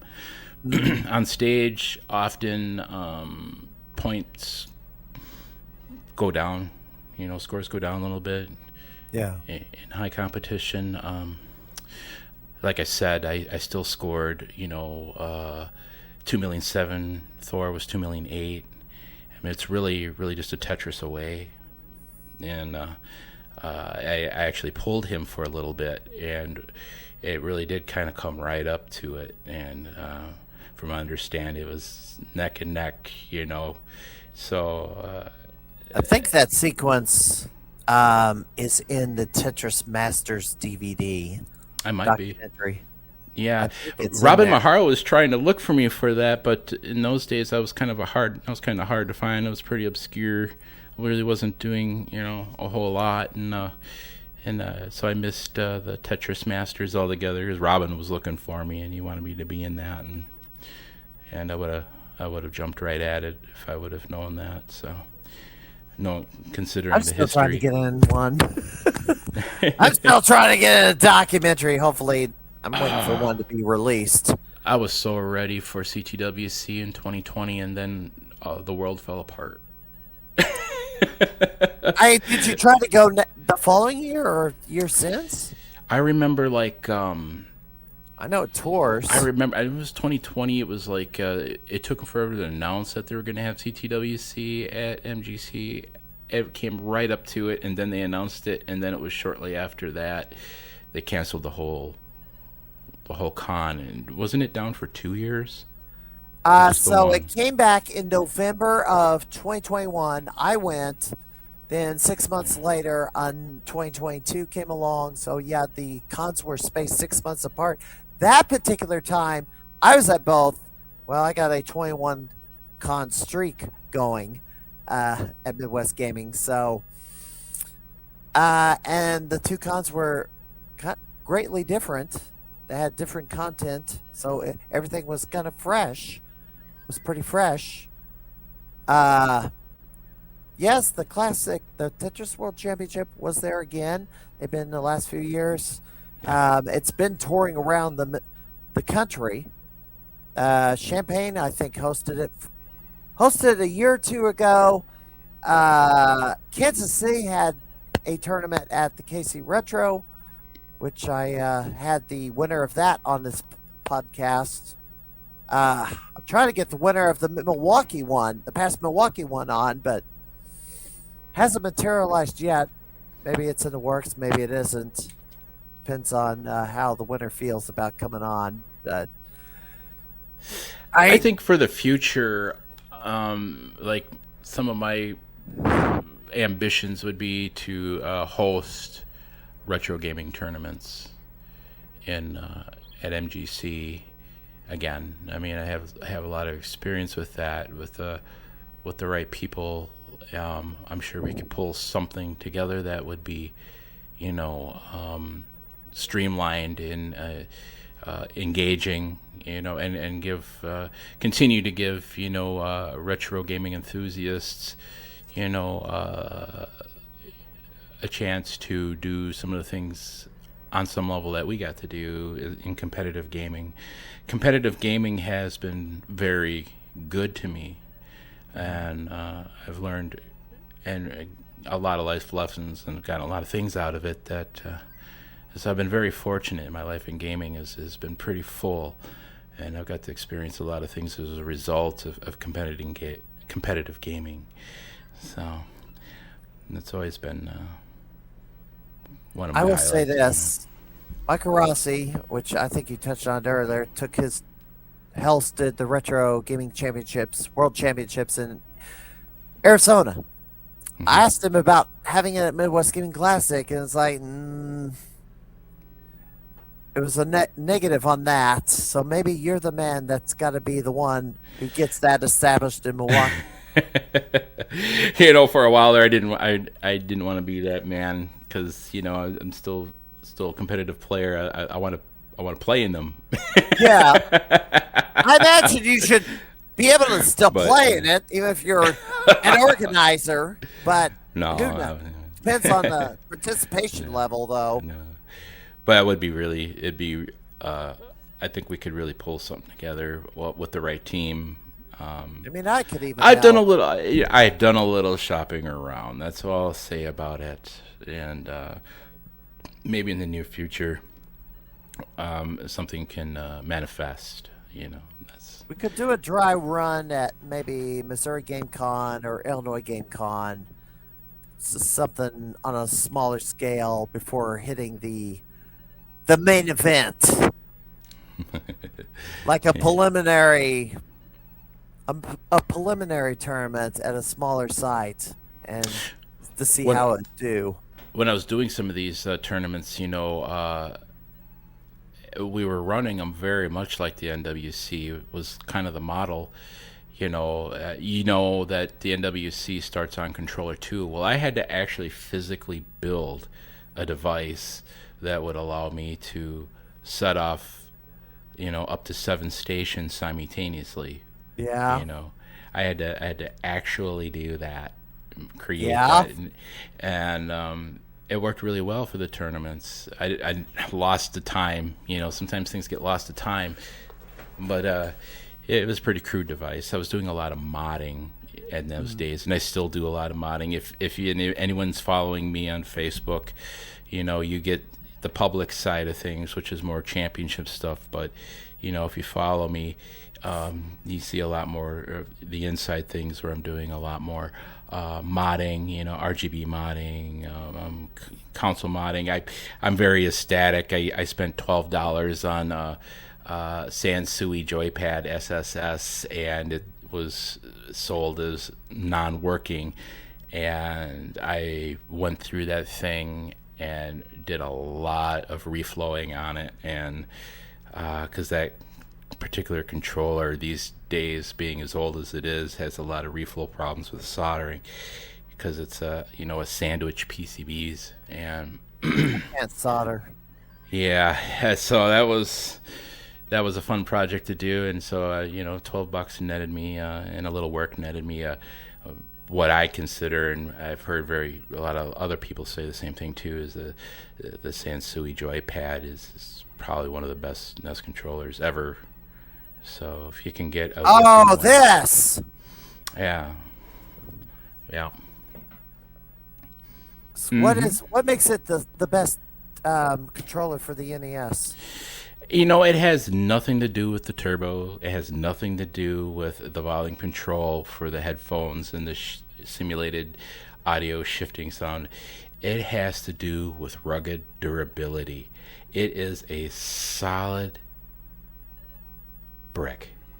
It's solid, all around solid. I had, I had a couple of these when I was younger. I even raged one time with one of these controllers, and I've never seen one. and spinning it around by the cord and right into the hardwood floor didn't phase it.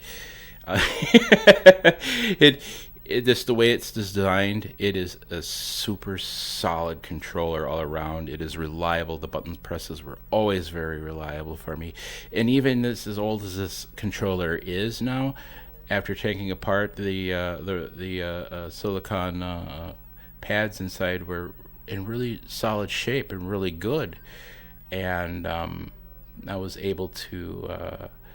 Wait a minute. It was more than a clean job. I had to physically get it. I was worried that the 8-bit register was shot, or that there was, some latency issues going through the line. But I was lucky. I got lucky with that, and I put some spacers in there too, because that's where it happens. Those points there, where I got marked, or those there were a lot of.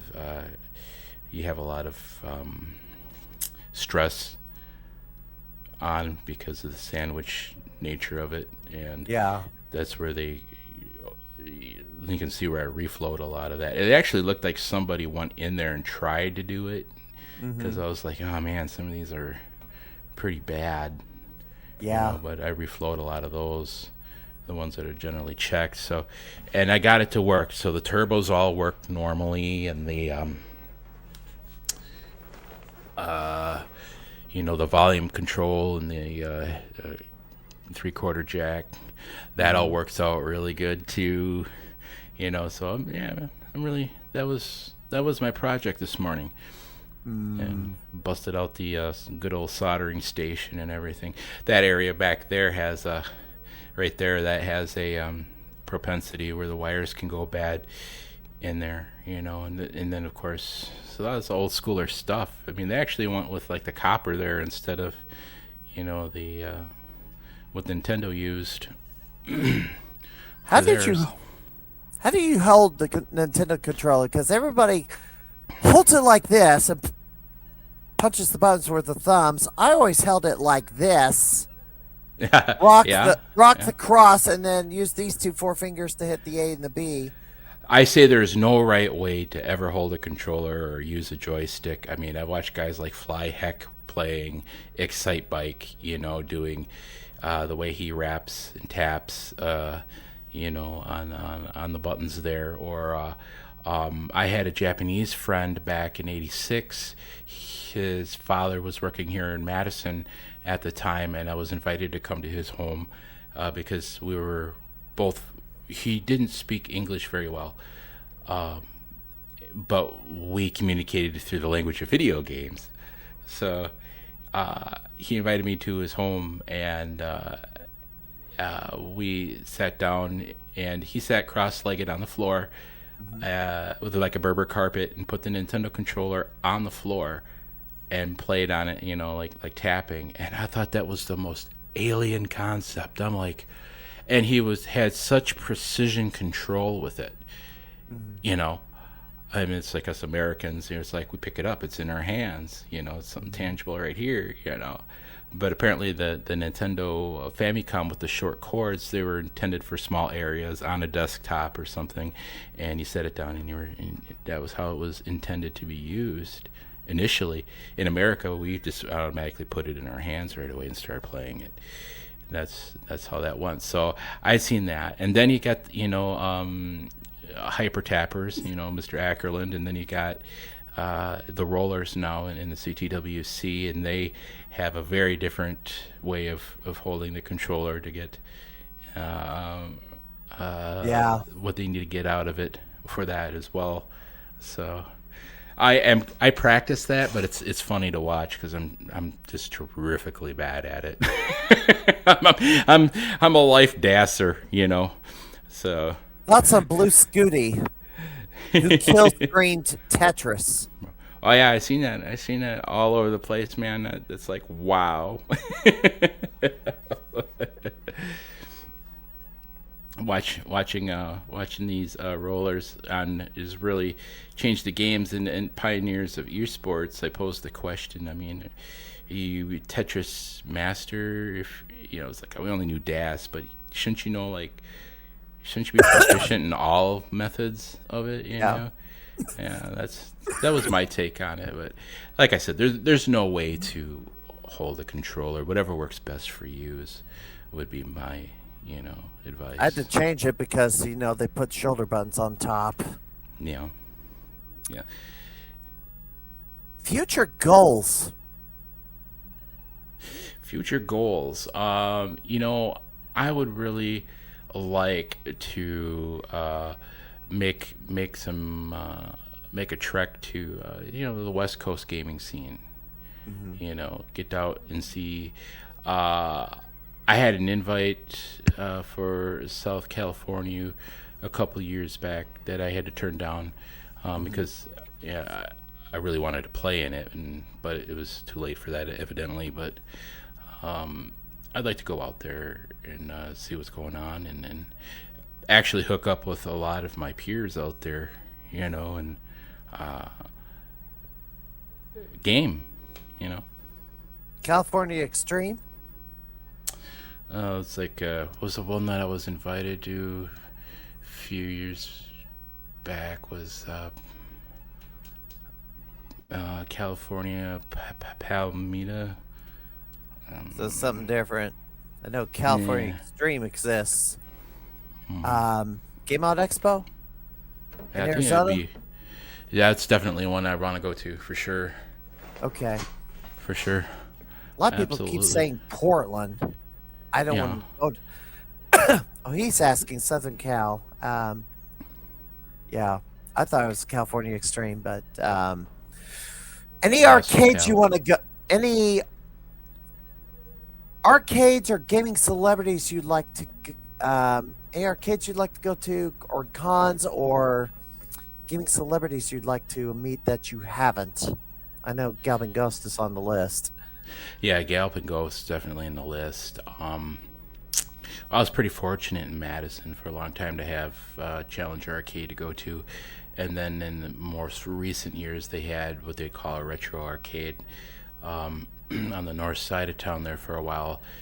So I was fortunate when I lived in that area to be able to do some of those things. I just thought of a name. Justin Vithel, also known as Zurst. Have you ever met him? Because he's out of Madison, and Was he's it? like a Justin Vithel, K Yeah, V that I sounds T H familiar. Yeah. Y L L, also known as Zurst, who won 10 of the T20s and is a two-time Gamer of the Year. But he lives in Madison, Wisconsin, and dominates the arcade scene, at least in the Midwest. Nice. Yeah, these days, huh? Right on.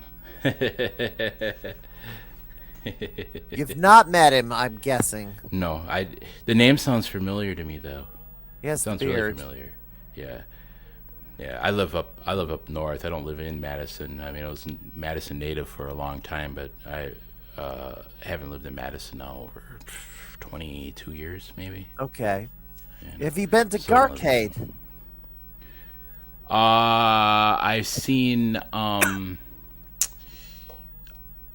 only at MGC. believe. Okay. Yeah. You've not made it out there. Okay. Um, well, anything else you want to bring up before we get out of here? Like I said, you turned down 4 interviews because of complications at home, and we've Yeah, gone the wife almost is on two the hours. mend. Yeah, the wife is on the mend, and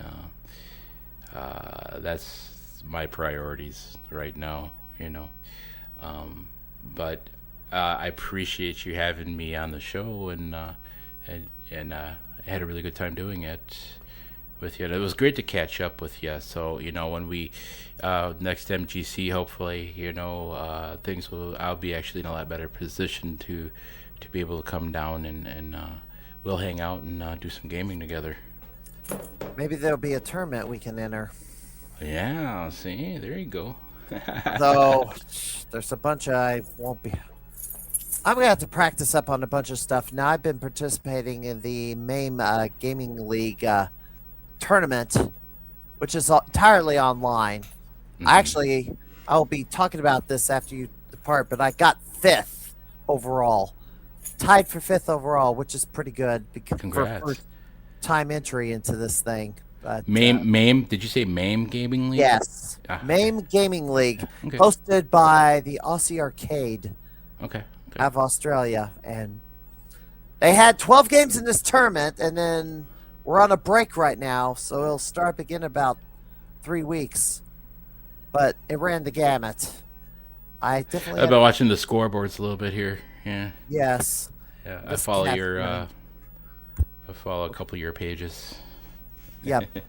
All right, you're they'll follow you if they want to follow you on Facebook. That's the name. You misspelled the. I guess the THE was taken.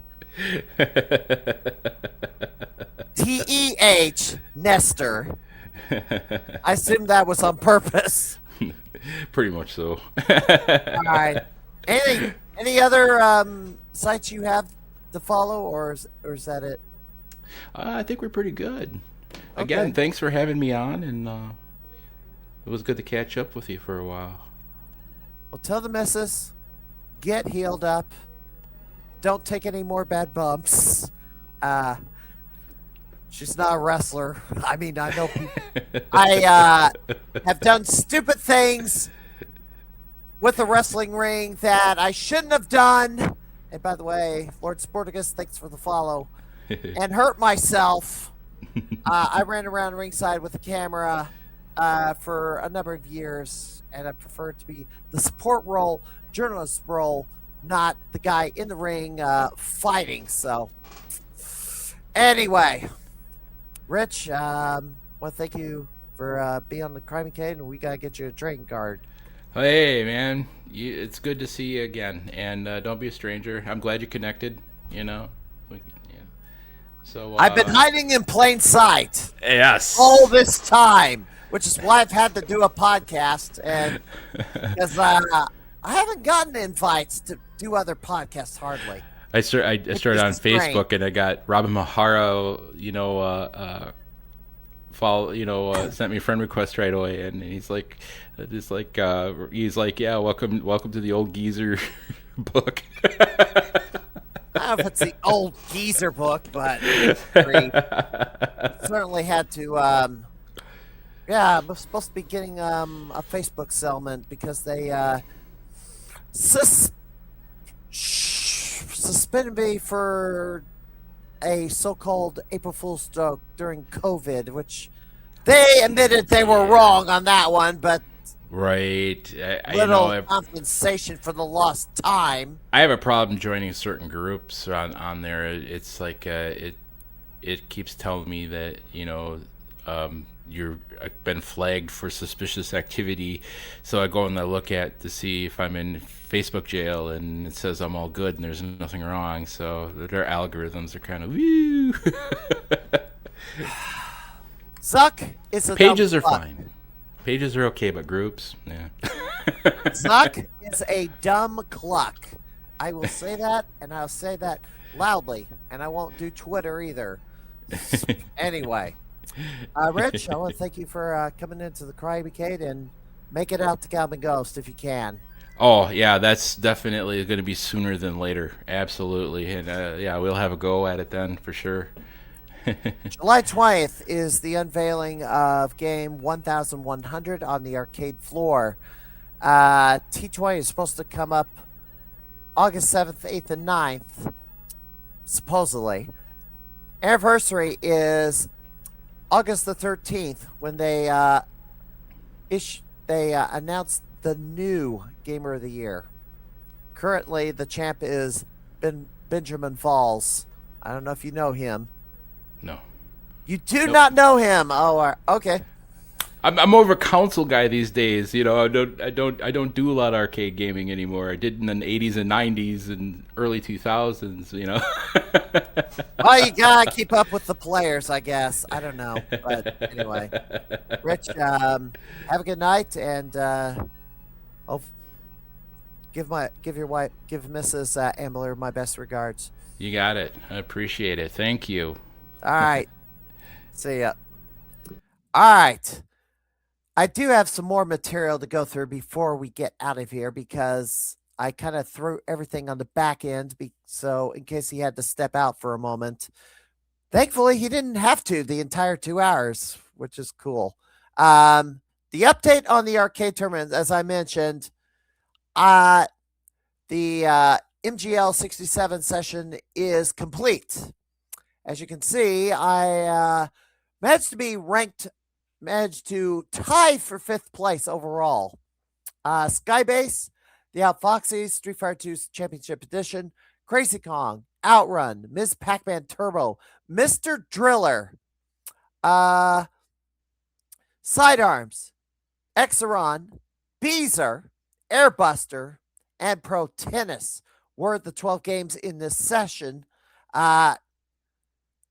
I would have placed higher or had fifth place all by myself. The problem was these two games right here were a bit of a problem.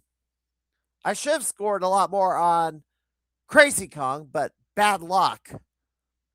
I finished 15th on Street Fighter 2 Championship Edition. And why was that score so low? They had you play at maximum difficulty. And it's hard to get very far on the game unless you're, what a combo breaker level player. I wasn't. So I could not break 100,000. Couldn't even get to a bonus stage. I'd be lucky to even pass the first match. Ridiculous. And then Crazy Kong. You'd think you'd get a lot farther on this game without as many barrels being thrown, but bad luck on that one too. Just couldn't do it.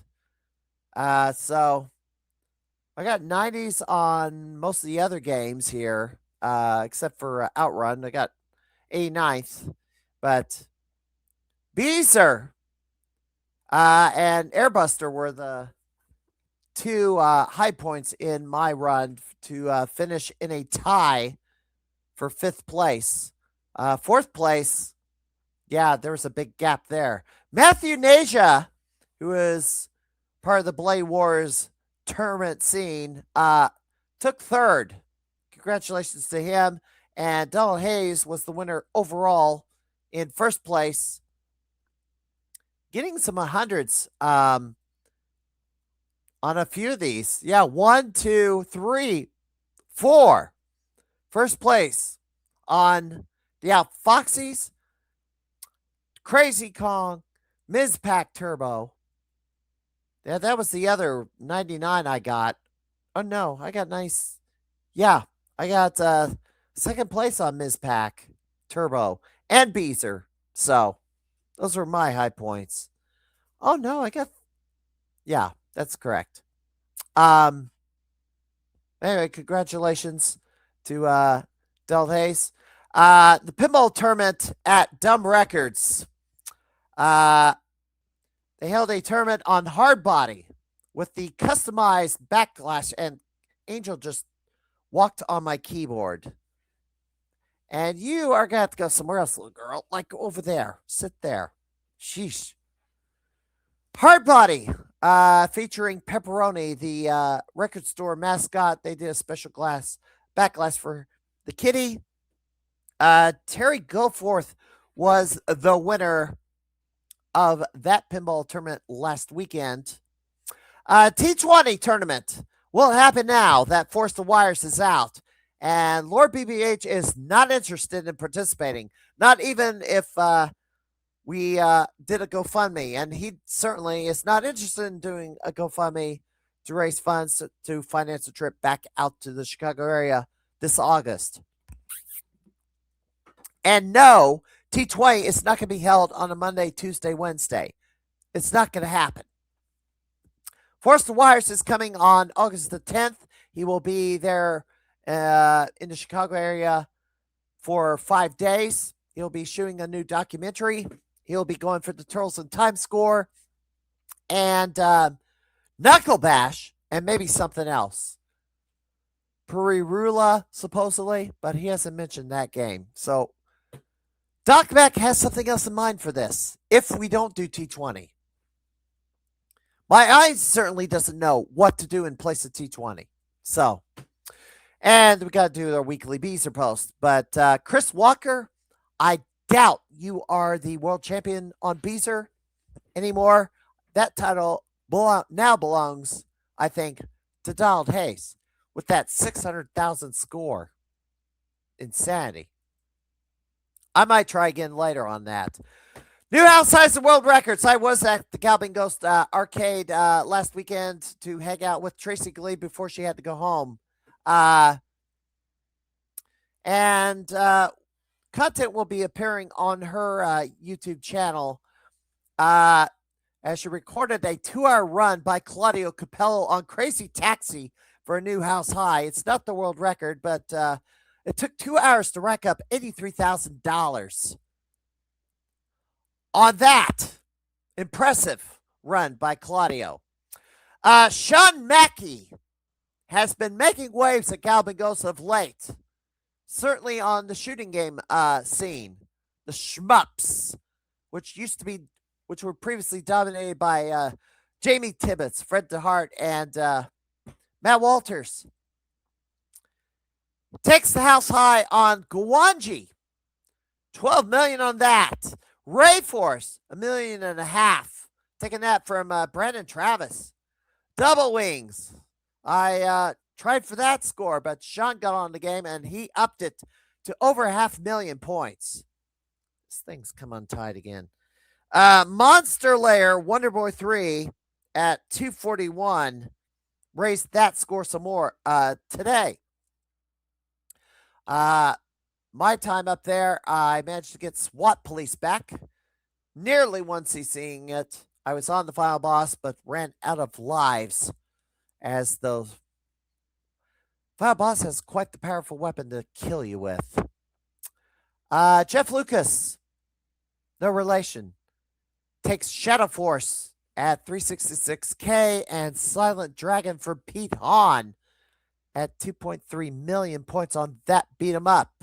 Jamie Tibbetts gets the blowout with 13 on the prototype Gottlieb game. Curveball, and last but not least, Paul Mega Retroman Tessie ties the Super Nintendo Campus Challenge 1992 score. So it's a tie with Hunter Brown at 6.6 million. 891,050. So it's a tie score. And he did that yesterday. Congratulations to Paul Tessie. The only way that score's going to go up is if you score another point in Super Mario World, because the points are pretty much maxed out in F-Zero and Pilot Wing. So the only place to get some points is Super Mario World right now. Chasing for tokens continues, and back over 8,000 in my case. And the odds makers, the power rankings for the start of June. Matt Hall is ranked number 13. He could move up to 12th, assuming that people play his games. But right now, Sean Mackey is in a tie for 20th with Fat Chris. So he could break into the top 20 very shortly. Well, he was in the top 20, but got knocked out. But if he keeps taking those shoot 'em up high scores, he can move up. He can break into the top 20 and possibly be a late contender for the Gamer of the Year.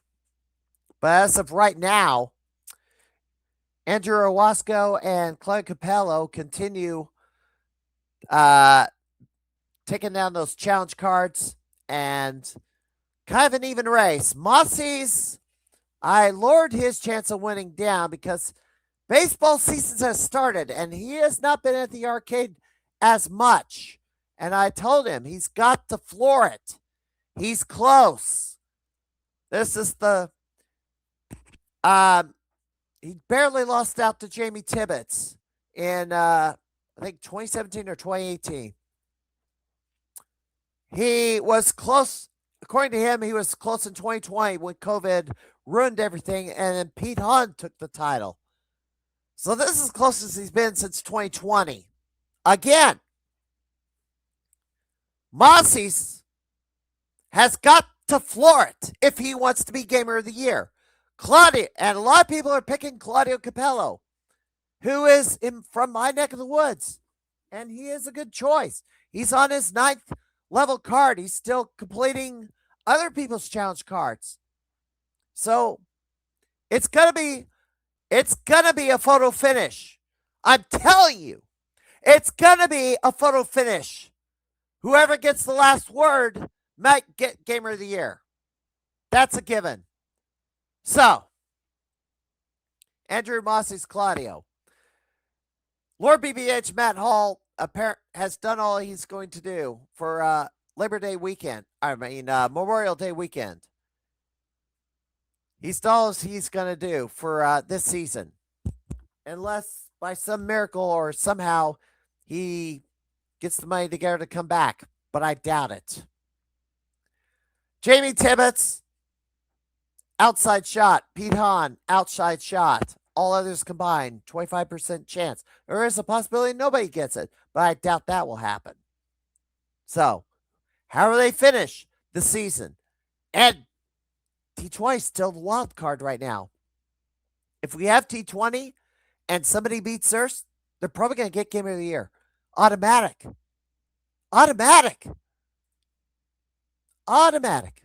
Anyway, Arcade Wars.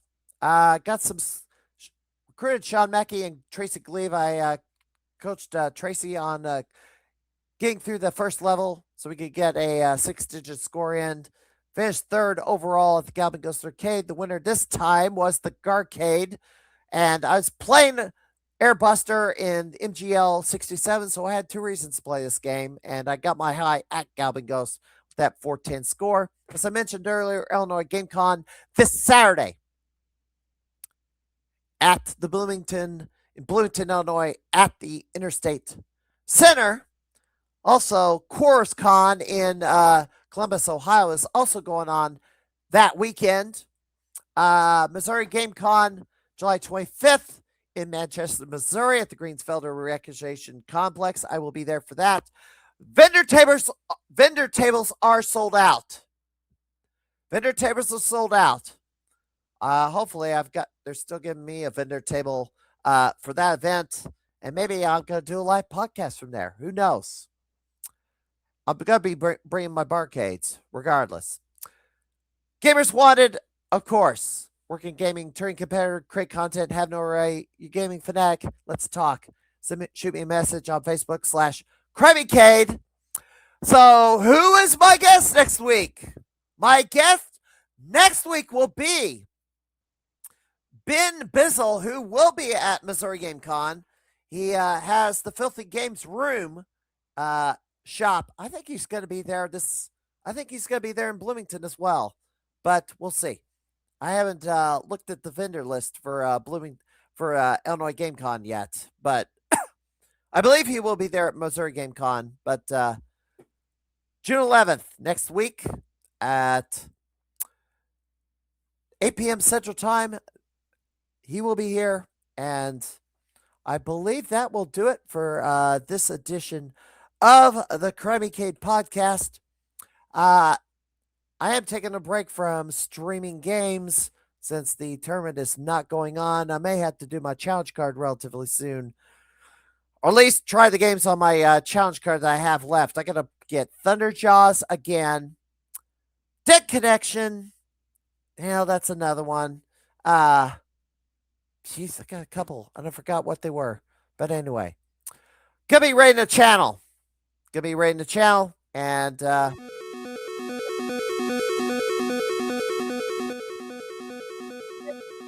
was came in the stream chat tonight.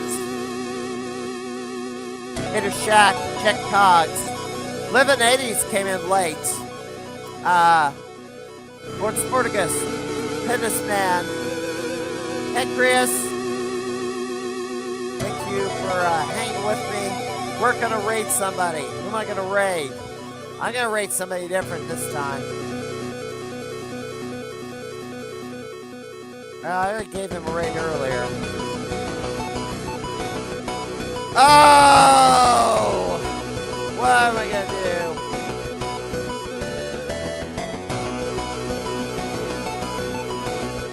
Should I do Pokemon? I don't know. Well, tried and true seems like a good idea to me. So, I will give the raid. Oh, here we go. Chow Awesome is who I'm gonna raid. He's playing Mouse PI for Hire, so that's who I'm gonna raid. I'll see you next week, everybody. Have a good night.